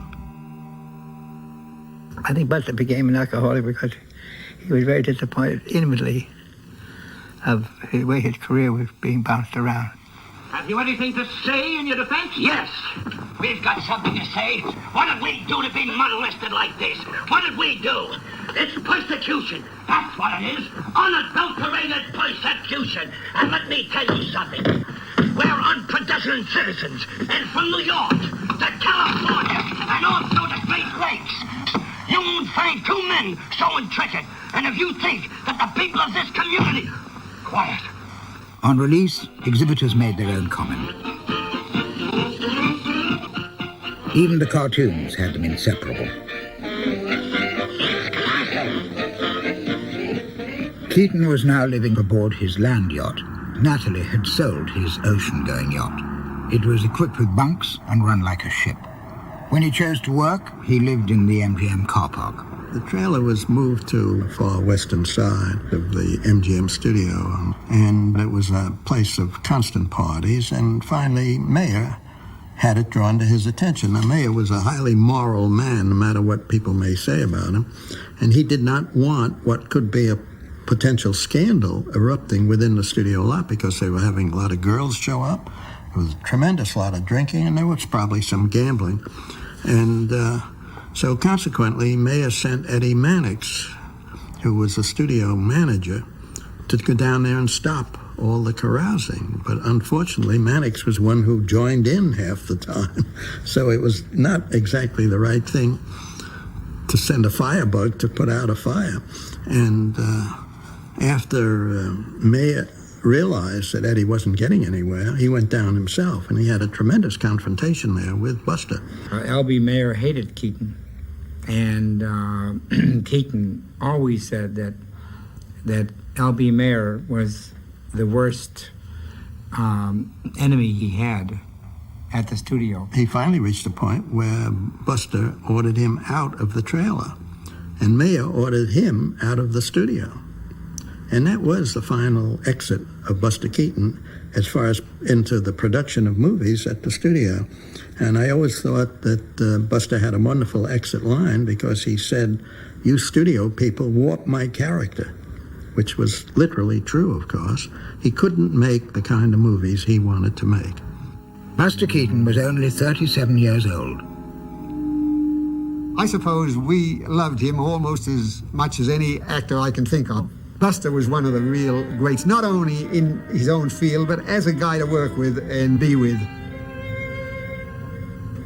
Naturally, when a man is easy to work with and has great skill and great understanding, you think he's one of the greatest guys in the world, and he was. At the end of The Cameraman, Buster is fired by MGM News and returns to his humble tintype. But his girl tells him they've just seen his work, and it's wonderful.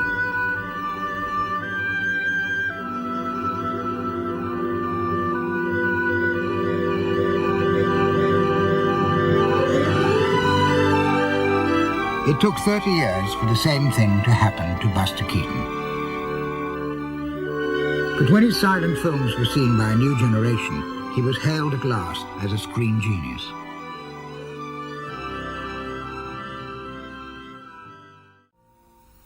In the early 20s, Buster Keaton was one of Hollywood's top comedians. By the early 30s, like so many silent stars, he was fading from public memory. Fired by MGM, divorced, an alcoholic, he found himself increasingly alone. But as his character was tested in his films, so it would be tested in life. These were his treadmill years, but he and his talents would triumph.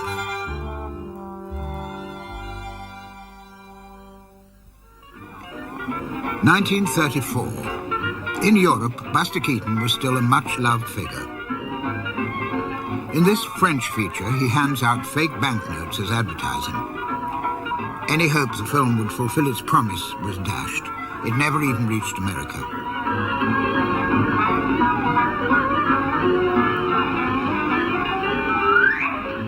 Yet it had some unique Keaton touches. Mon vieux chef. The boat back to New York was met by newsreel men who filmed comedian Jack Pearl, known as Baron Munchausen. Perhaps Keaton was reminded of the endless wisecracking of Jimmy Durante. Perhaps he was just weary and depressed. But intentionally or not, he sabotages the act. My Aunt Sophie? In the middle of the ocean. You got off to see your Aunt Sophie? Yeah. Now, how'd you get off? I got off the boat, walked down, and went over to see her. So you just walked... Yeah. Yeah, I see. What is she doing? Uh-huh. What was your Aunt Sophie doing in the middle of the ocean? How do you know? No. Oh, I'll pick it up. All right. There was my Aunt Sophie in the middle of the ocean. What's she doing in the middle of the ocean? Light housekeeping. In the middle. There she was. Yeah. Yeah, you know, don't say nothing. Keaton, I don't like... You speak up. And I tell you something. There was a mermaid. She was playing the piano. She was teaching the fishes their scales. Why don't you say something? And another thing, you know, I saw one fish tuning the piano. You know what kind of fish that was? Had the slightest idea. What? A tuna fish.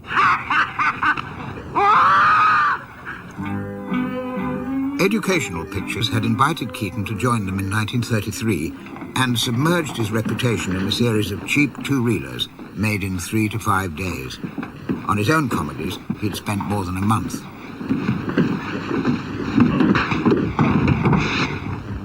He made a series of about 12 of the educational films, and the only one he really thought was any good was called Grand Slam Opera.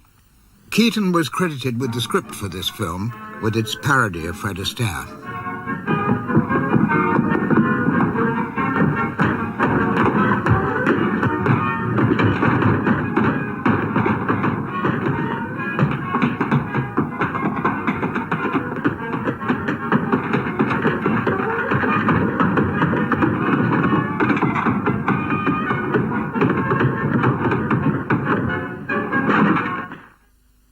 Keaton's director on the educationals was his childhood vaudeville friend, Charles Lamont.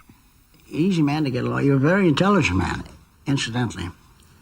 I valued his thoughts because I knew that he knew what he was talking about, and I accepted it. And that made me a smart director.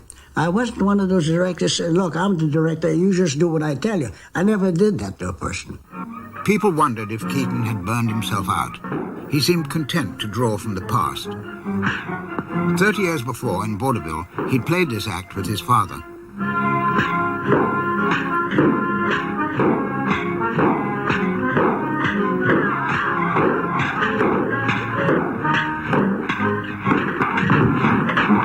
A director who knew Keaton many years later was Anthony Simmons.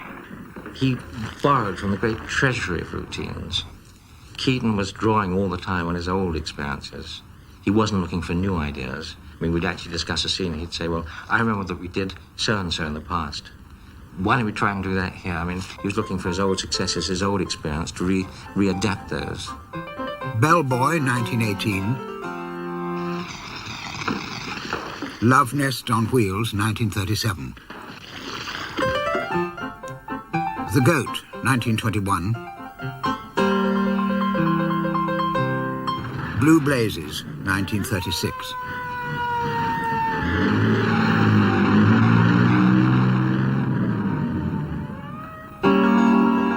Bellboy, a horse used to pull a hotel elevator.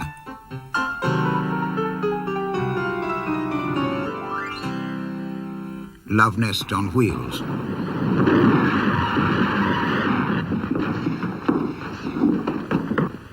This is Buster's sister, Louise. From boyhood, Keaton had felt he had to support his family, but now he was bankrupt. The family was given work on 2 educational pictures. That old man Potts down the village says unless we pay that $350 mortgage, we'll be moving. Where are we going to get $350? Facing enormous bills which he couldn't pay, Keaton turned more and more to drink.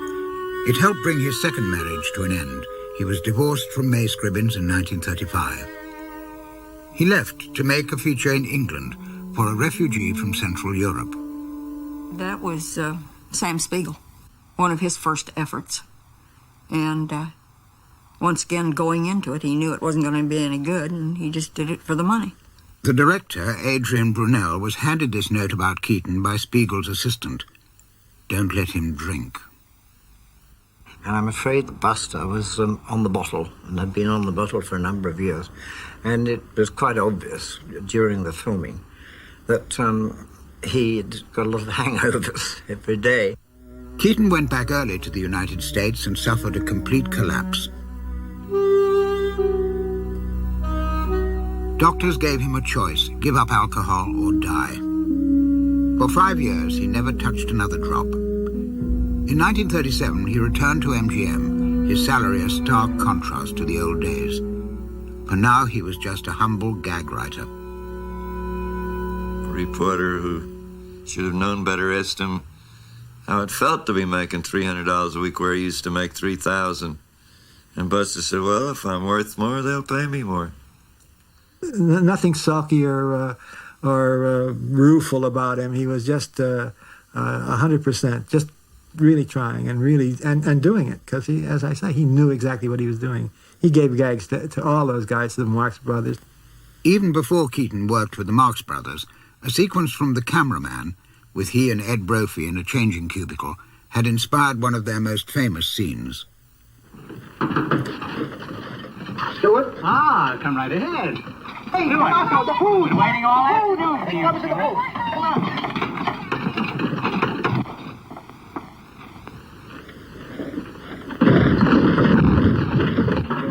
It was an event when you could get all 3 of them on the set at the same time. The minute you started a picture with the Marx Brothers, you hired 3 assistant directors. 1 for each Marx Brother. Get 2 of them while you went to look for the 3rd one of the first 2 would disappear. They never worried what the next setup was going to be or what the routine or anything else is. We'll have to live it when we get there. Abbott and Costello. But they says, when do we come and what do we wear? Then they find out that they start to shoot the picture what the script's about. Yes. Didn't worry about it. They didn't try to. Well, that used to get my goat because, my God, when we made pictures, we ate, slept, and dreamed of. Go on, hit him, Buster! We're running out of film! Hit him! Those days were over. When Hollywood paid its own kind of tribute to the silent era, Keaton was cast as something he never was, just another pie-throwing clown.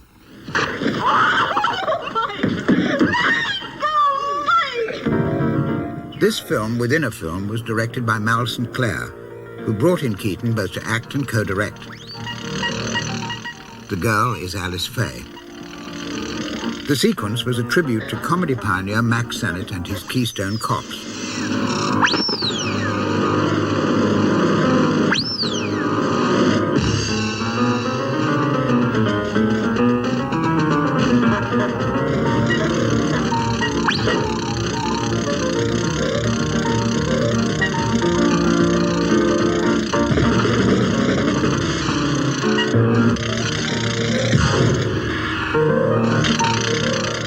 Keaton was happy to help out. He never asked for a credit.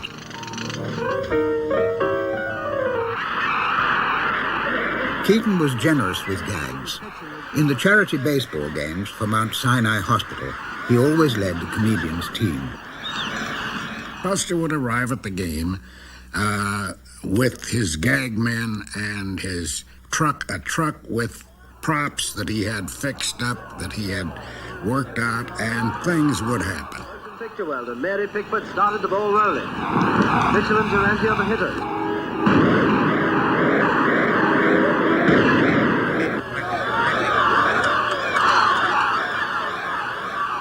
The critical moment with Buster Keaton up. What a strike, but luckily Buster Keaton was in the field. In fact, he's in the outfield. In 1939, Columbia pushed him into doing pale imitations of Harold Lloyd and other comedians. Jules White directed the series, and Keaton disliked them all except the first, a remake of The Invader in 2 reels instead of 6, and directed by an old friend, Del Lord. Del was one director who adapted well to sound and had what I considered a very fine rapport with Buster Keaton. They conferred, seemed to agree, and in my opinion turned out a pretty good picture considering the budget limitations of any Columbia two-reeler.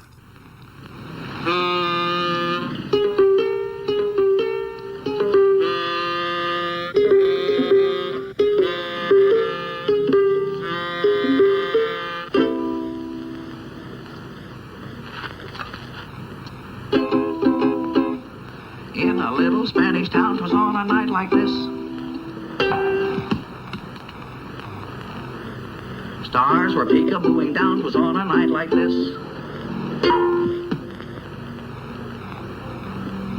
I whispered, "Be true to me," and she smiled, see.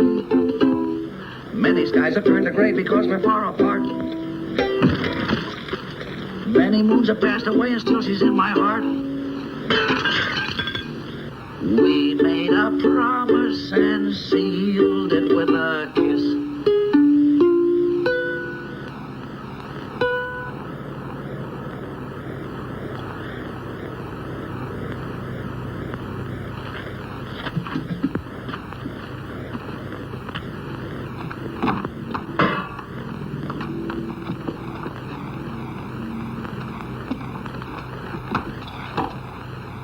In a little Spanish town, 'twas on a night like this. In 1940, Keaton married a young MGM dancer, Eleanor Norris.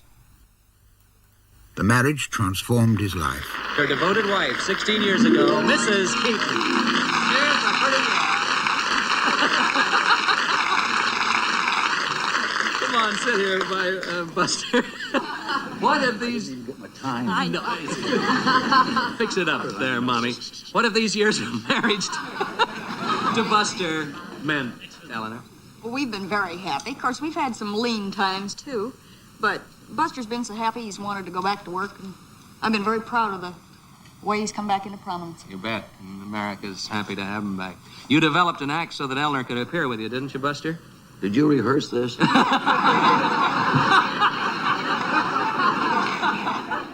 He always seemed like he was helpless, and everyone assigned themselves to be his father. Joe Skank did, his doctor. He had 2 or 3 mothers, but he just seemed like a helpless type that everybody thought he needed caring for. In his silent films, Keaton used this as part of his character. He seemed equally helpless with money. In Sherlock Jr., he finds a dollar bill. He didn't carry any money. He didn't necessarily want to carry any money.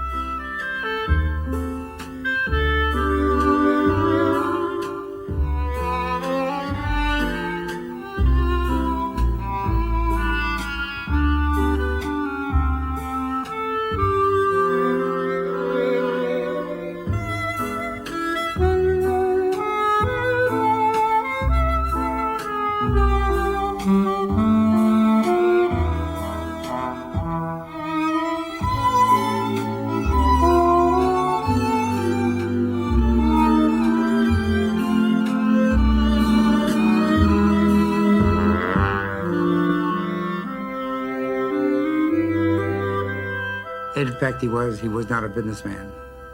He didn't want to make decisions. He didn't want to make business decisions. There was always somebody doing it for him. When we decided to get married, the doctor and the other friend took me aside separately, and for about 2 hours each, to convince me all the reasons why I should not marry him. And I listened to all of it very carefully, and we went and got married. But they were protecting him from me. He'd had enough trouble. He didn't need me. So, 28 years later, if they'd been around, they would have been surprised, I think.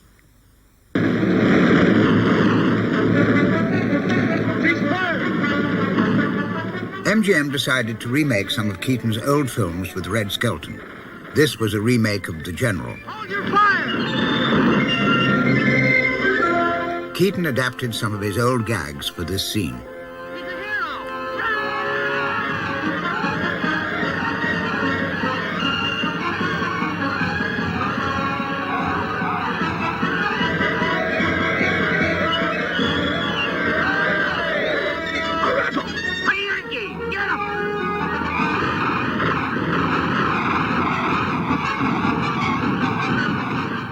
An earlier Skelton film ran into script trouble. Skelton found himself in Esther Williams' house, trapped by her dog. Red tried to get out, the dog wouldn't let him. He put on Esther's clothes, the dog wouldn't let him get out. And he had to get out somehow. And we didn't know how to work it. So I said, we'll call Buster. And Buster came down and he looked at it, and like that, he said, I'll tell you what you can do.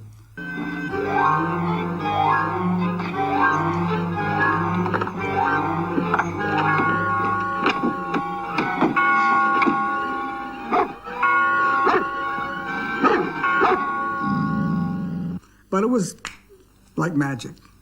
1949, Buster Keaton was in the news again.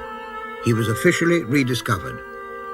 Life magazine published a tribute to the great silent comedians by James Agee. Suddenly, Buster was in demand by a new medium. Buster was delightful in the days when he was riding the crest, the 20s, and he's still a delight today. He's here with us tonight, and now he's going to do on our stage the very first scene that he ever did in a motion picture. Tonight he's going to do it with Billy Gilbert.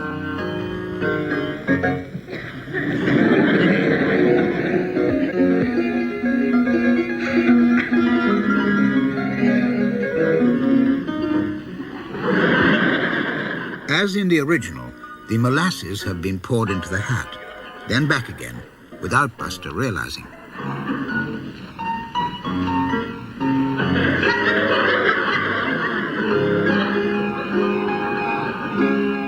The obvious delight of the live audience was an inspiration to Keaton. It took him back to his youth in vaudeville.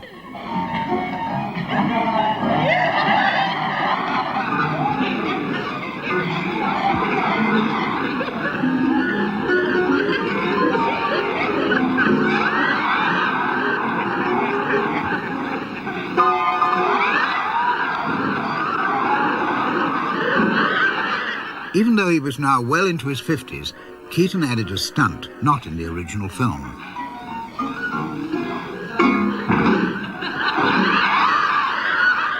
It was a lot of work, but it was a lot of fun.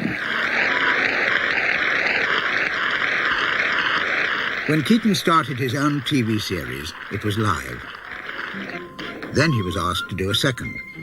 And they started on the second series, found out that we're going to do it just with a motion picture camera without an audience. And for some reason, this just cannot be done with this type of picture. And I wouldn't re-sign again. To commence with, I knew what I was up against, trying to make that weekly show and dig up new material. Well, it just can't be done. You can't dig it up that fast. It isn't a case of how many writers you can hire. So I was contented to do nothing but guest shots from then on. Television meant that live audience. In his television appearances, Eleanor was now his regular partner.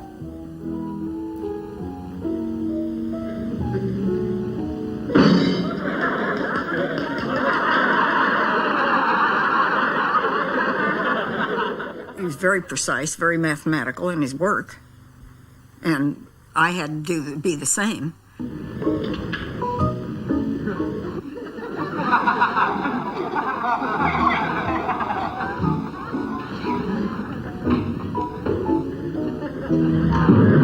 Just like all other so-called leading ladies of his, I was just one more prop to be handled and thrown around and dumped on my head or whatever happened to be called for.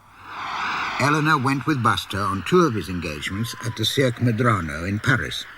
The circus, like he imagined it, like an American circus, a big tent with 5,000 or 10,000 people in it. He was very scared. He thought of that. He was scared. But when he saw the place, he changed his mind, because my place was very small and Paris was 1,500 people. The clowns in the show used to gather in the entranceway in the shadows, watching him each night. The clowns learned from Keaton, for in each of his acts, he directed them. Oh, yes, he directed. He was quiet doing it, and he'd more or less get hold of you. He wouldn't, rather than talk, he'd come and get hold of you and put you where he wanted you. And then he'd do so, it was all get hold of you kind of a thing, and move me round, tell me where to walk and where to stand, which shoulder to stand behind. Myself and the other clowns, amazed that that's about the only thing that I can see. In England, Keaton toured the music halls. He appeared with veterans of the great days like George Robey and Hetty King. The most famous veteran of all, Charles Chaplin, gave Keaton a role in his story of the English music halls, Limelight. It was the only time they appeared together. Paramount decided there was a movie in Keaton's life story.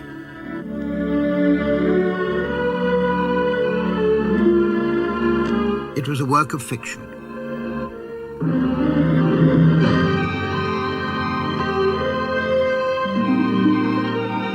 Advisor he may have been, but no one acted on his advice. So right from the beginning, what Buster was telling them, it was going in one ear and out the other, and they really didn't follow any of this magnificent story of Buster. They labored on the thing of the drinking period, and I think everybody here has had a drinking problem one time or another, has had a lot of fun with booze, but that wasn't the paramount thing with him. There were moments of Buster.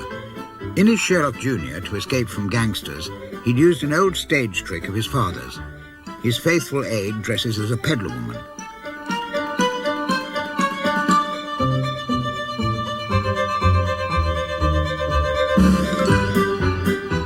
Donald O'Connor duplicated the trick.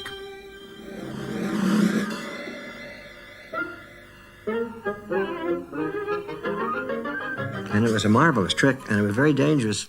You'd have to go from sunlight into this dark hole and lay out straight. There was no way to tuck and roll out of it. You had to lay out straight and worry about catching the back of your head going through the hole. When I dove through this tray that he was holding, they would let his legs down from the back of the wall, and the wall would close this way, and there was buckshot on the bottom of his skirt, and he'd walk away from the wall, and the camera would be on this blank wall. Because with Keaton around, standing watching, you'll have this feeling nothing's going to happen to you if he's around. The Buster Keaton story paid for a modest house and a plot of land in the San Fernando Valley, where Keaton was to spend the last 10 years of his life. He called it his ranch. He surrounded himself with gadgets and machinery. Many people said that if Keaton hadn't been an actor, he might have been a civil engineer. First time I met Buster, I went out to his house, and Eleanor said he's out in the garage, and incidentally, he's trying to quit smoking. I said, oh, really? Okay, I won't smoke around him then. So I went out in the garage, and this was Buster's idea of giving up smoking. He had a little train. He was working on something at the bench. He had a little train that went around, all the way around inside the garage. So when I walked in, he had just taken a puff off his cigarette, and he put it on the train.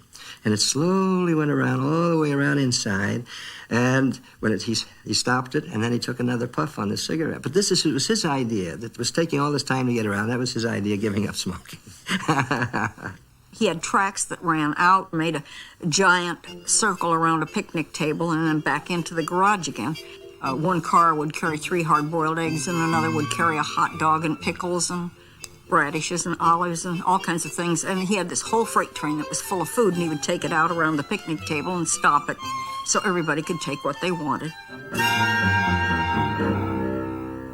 And sometimes it was pretty strange. You'd open my refrigerator in the kitchen, and there'd be nothing in there except freight train full of food waiting to go out. The new owner of the Italian villa, Buster's previous home, was James Mason, who made a surprising discovery in the basement, a pile of films which Keaton had left behind. This brought Keaton into contact with Raymond Roja. Roja ran his own art theatre in Los Angeles, and one night Keaton attended a showing of The General. The meeting began a new career for Roja and a new adventure for Keaton, who never thought his old films would survive. I've never noticed Buster Keaton to have an ego. He just felt that the public wasn't interested in himself anymore. And he couldn't understand why I was interested in saving the films. The films were on nitrate stock, which is both inflammable and subject to chemical decomposition. This would have been the fate of his two-reeler, The Boat.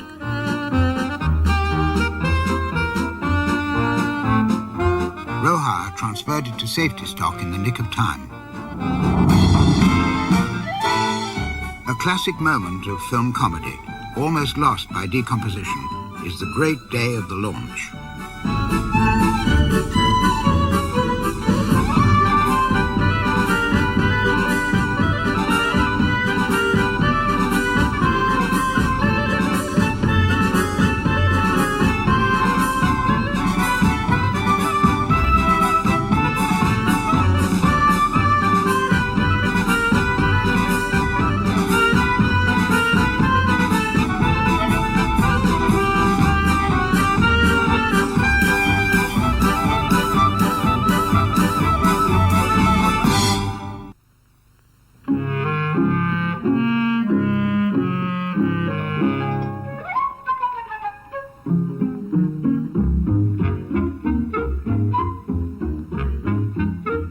In the 1950s, a new field opened up for Keaton.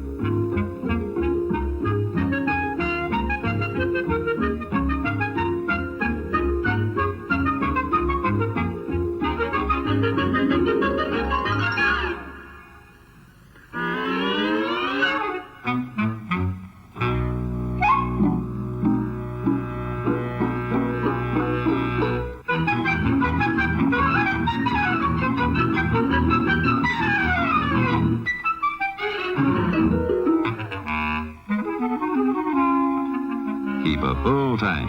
Fire up with Firebird at the Big Blue Pure Oil sign. When you order a beer, ask the man to draw Simon Pure. The happier, hoppier beer. And today, my pet is making commercials. It's easy work for me. Do them quick and stay home here and enjoy life.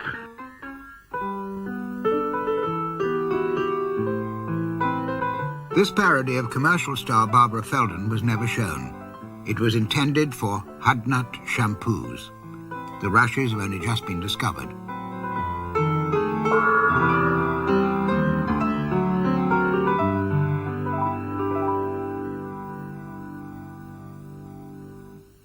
Keaton was invited to be a guest on Candid Camera. Now watch the pepper, the top will come off. His wristwatch went in his soup. The first thing he said was that I could do some funny things while I'm having breakfast. And I said, well, that's wonderful. Do you need any props? He said, no, nothing. Zero. I said, well, why don't you try it once and I'll get an idea of what it looks like. We roll that camera. I notice this lady has a husband sitting next to her. You don't see him right now, but he's telling her what's going on because she's too embarrassed to watch. Look out.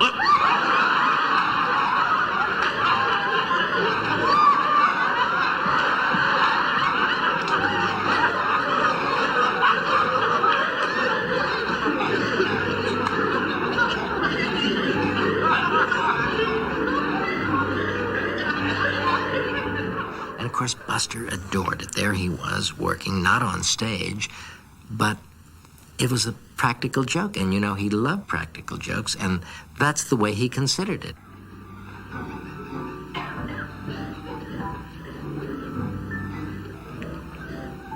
Watch carefully, carefully.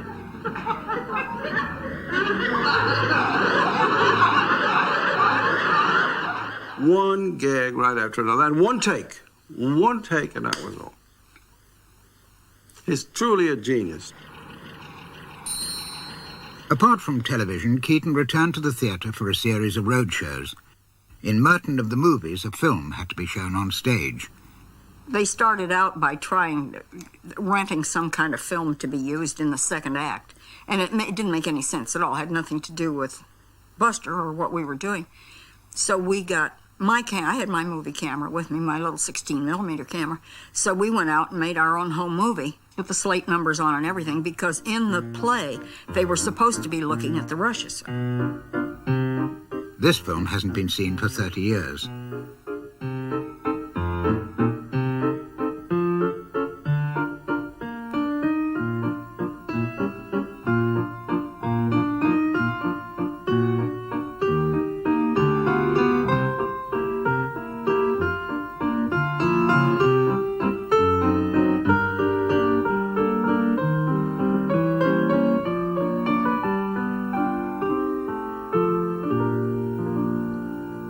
In 1959, Keaton received an Oscar for his unique talents which brought immortal comedies to the screen.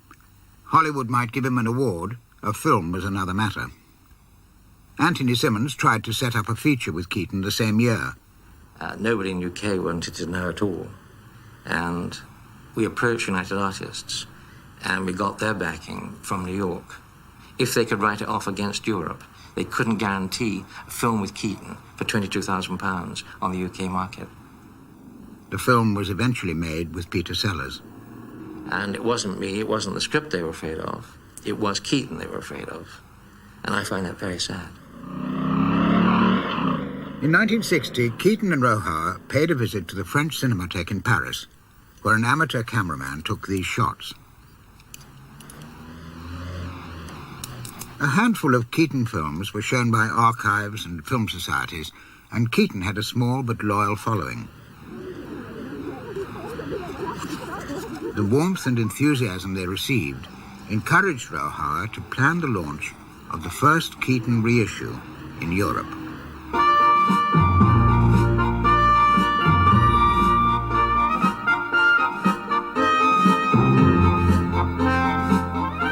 Rohar arranged a tour of Germany in 1962 for Keaton's favorite film, The General. And The General was selected by Buster himself as the film because he felt that, for many reasons, that if the public was going to accept him at all, that they would accept him in that film. And he was so right. Buster loved anything that was mechanical. In planning the tour, he was a part of planning it. And the fact that we brought this engine, it's an old engine from Vienna, and suddenly he becomes fired up with the idea that he could throttle the train himself into the each train station, because we had a tour of 20 German cities. The trainmen were the ones that would go into shock. When Buster would get on the train, he'd say, "Are you ready? Okay, let's go." And they're going, "Ah," you know, he's driving our train, he's going to crash our train.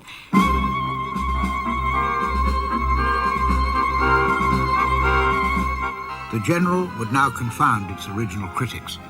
It was instantly recognized for the classic it was. The first show was in Munich. We could hear the laughter of the people out in the street. And Buster said, "What are they laughing at?" I said, "That your picture." He couldn't believe it. He couldn't believe that this is the reaction of the people. So I said, "Well, let's go over and see it." He said, "Oh, no, I don't want to go into the theater. No, I don't." He said, I never go in to see my own films with an audience, never. And she said, "He's right, he won't do it." She said, "Ray, you can talk all day, he won't do it." So I said, well, Eleanor, why don't you and I go over? And Buster said, all right, I'll wait for you. So we had reserved seats in the balcony, and the two of us went charging up the stairs to see what was causing all the riot. And it was cops. They were running cops ahead of the general. And I never heard such yelling in my life. Couldn't believe it. They just loved every inch of it.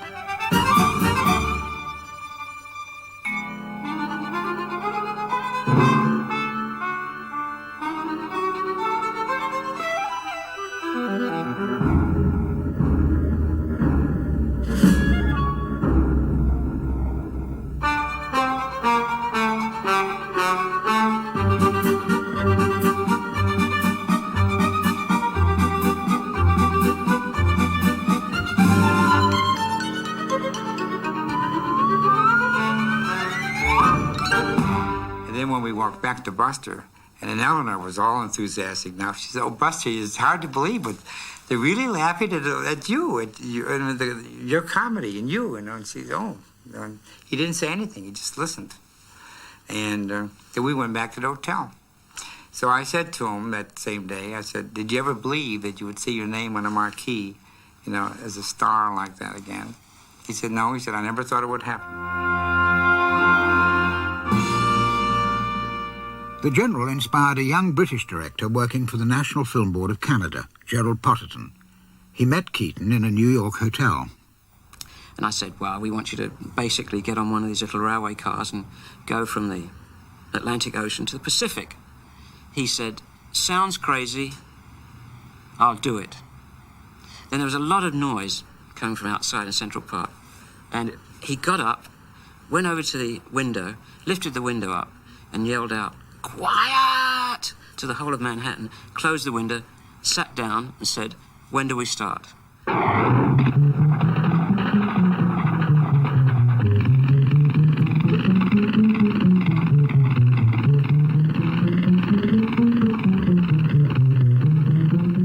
The National Film Board had the good sense to make a film about the production, and they caught the intensity with which Keaton treated his work. Because of the danger, he's just been told that his gag, crossing a trestle bridge 200 feet up, enveloped by a huge map, has been dropped in favor of another. Instinctively, he talks the language of a film director. What makes it tough is that I can't match scenes. Because I didn't have it in my mind that way, so I don't know. If I went back now to protect this chase and close-ups, I wouldn't have the slightest idea what I was doing at the time I should be doing it. So I can't make scenes match. Don't forget, there's still two other shots to complete the sequence, Buster. There's a long shot of the bridge with them going over. That's the whole center of the gag, is that long shot of the bridge. No, the bridge is not your gag. The bridge is only suspense. Took a good look. Keaton was not a stubborn man, but very occasionally he'd dig his heels in. And when that happened, no one could talk him round. Said it was too dangerous. He says, who suggested the gag? He says, you did. He says, I generally know what I'm doing.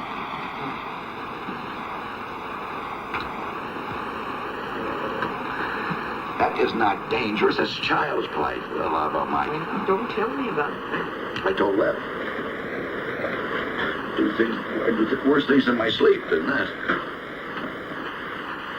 I say, any time you're shooting gags or laying them out in advance, you so often are running into guesswork. Well, maybe his way's better than doing it mine.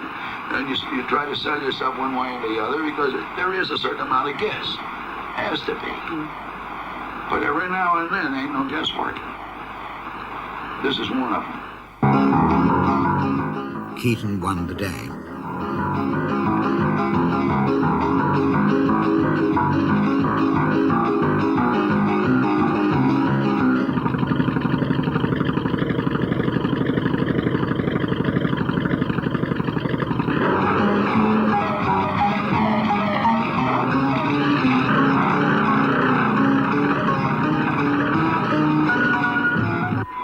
Fantastic practical jokes person. If he's standing by a locomotive coming to a slow stop, he would catch hold of the bar and stop it.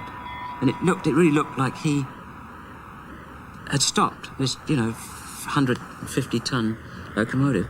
And I think that's the thing that really sort of got to people working with him was his natural ability to think up natural gags. I would like to wish you many happy returns of the day, October the 4th, 1964. Also, the Queen sends her regards. Cheers. Thank you, Mr. Chairman, but I'm not very good at public speaking, so... But to show you that me heart's in the right place, I'll fight any man in the house. I loved Keaton. He was everything that you felt a great film comedian should be, both on and off the screen, and that was fantastic to find out. You know, somebody that was a god to you was in fact a god. An experimental film written by Samuel Beckett, directed by Alan Schneider, featured Keaton. It was virtually without sound.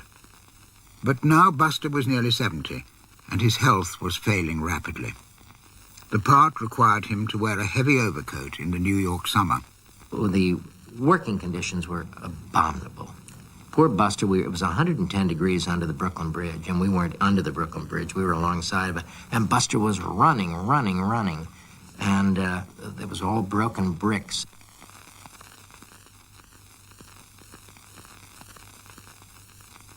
He never complained. The man, I'm not making him into a saint, it was true. He just simply could take any amount of pain and travail.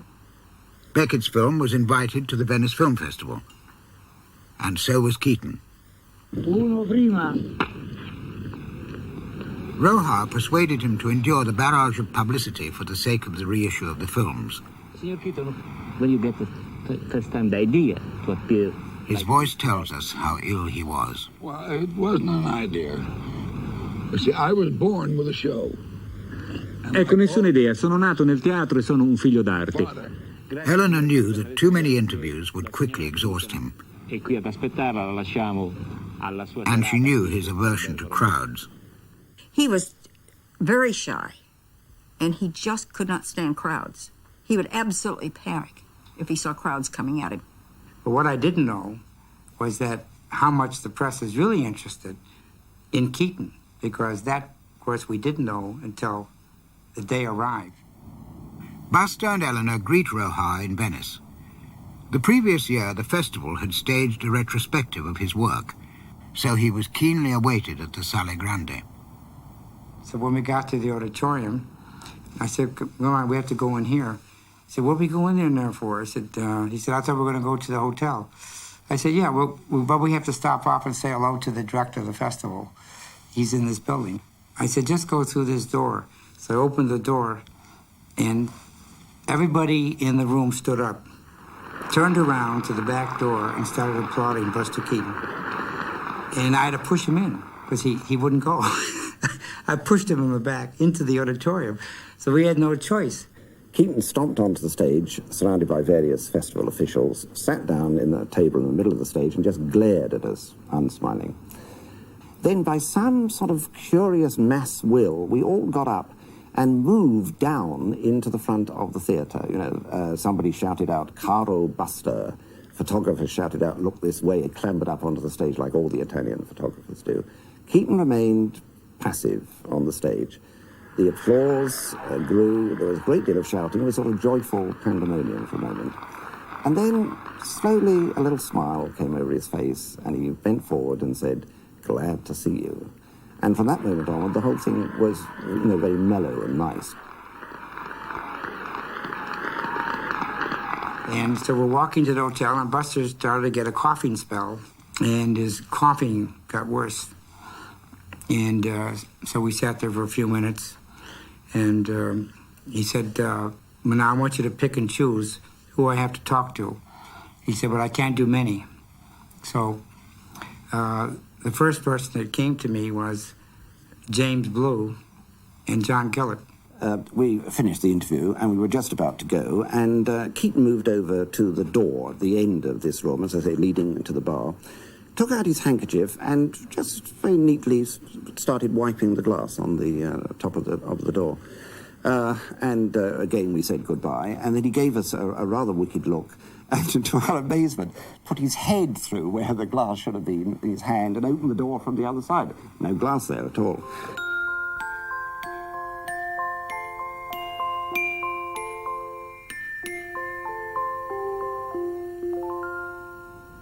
The same year, Keaton played in a comedy of ancient Rome, A Funny Thing Happened on the Way to the Forum, directed by Richard Lester. He was just the first person that enchanted me totally in terms of sitting in the cinema and watching films. And I didn't really know anything about what the cinema had to offer until I started seeing Keaton's films. And I was just overwhelmed by what he did. So when the opportunity came up to have the chance of working with him, I leapt at it because he, to me, was the master. A press conference made further demands on Keaton's stamina. The fact that he was dying was a shock. But nobody seemed to realize quite what state he was in. And in fact, he didn't either. He thought he had a rather advanced case of asthma. Only through Dick Lester giving me permission to say this that I doubled him, because the man was ill. I mean, he was dying, you know. I would never have said it, because anyway, if I said it in cold blood to anybody that I work with, you know, oh yeah, I doubled Buster Keaton, no, they'd lock you up. This is Mick Dillon avoiding the chariots. This is Keaton. Dillon. But the last gag is Keaton's. The most refreshing climate in the world. Like a brick wall. He ran straight into the tree and, you know, took everybody's breath away. Well, what's it? We thought he hadn't seen it, but that was the way he did it. He just ran straight into it with his head. Bang. Out. Marvellous. Keaton's last appearance on the screen was in an industrial safety film made in Canada, The Scribe. He had caught a cold making a commercial up in Canada. He thought that's what it was, a bad cold and pains and bronchial pains and one thing and another. Actually, it was cancer of the lung. It was so far gone, it was inoperable. We never told him what was the matter with him. He thought he had chronic bronchitis. And outside of having really bad coughing spells, where he'd be almost totally out of breath, everything, you know, he just kept getting progressively weaker. And we played bridge all afternoon the day before he died.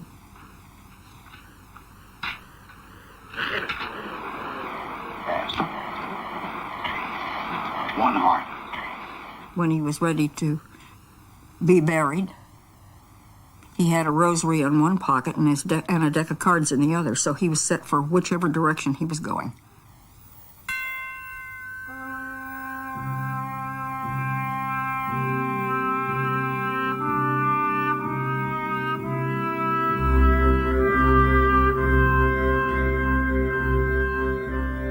I've often said that if I ever got up to the pearly gates myself and looked in, and there was only one person in there, it would be my grandmother. But I had to correct that.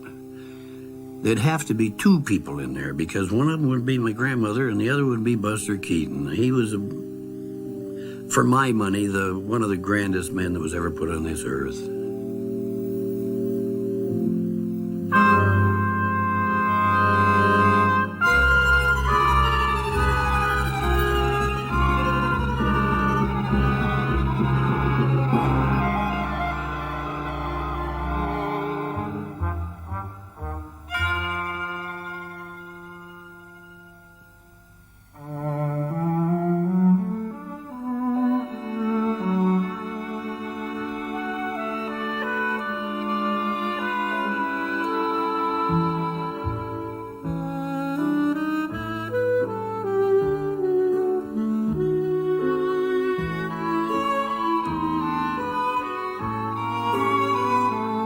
Well, it was a great life.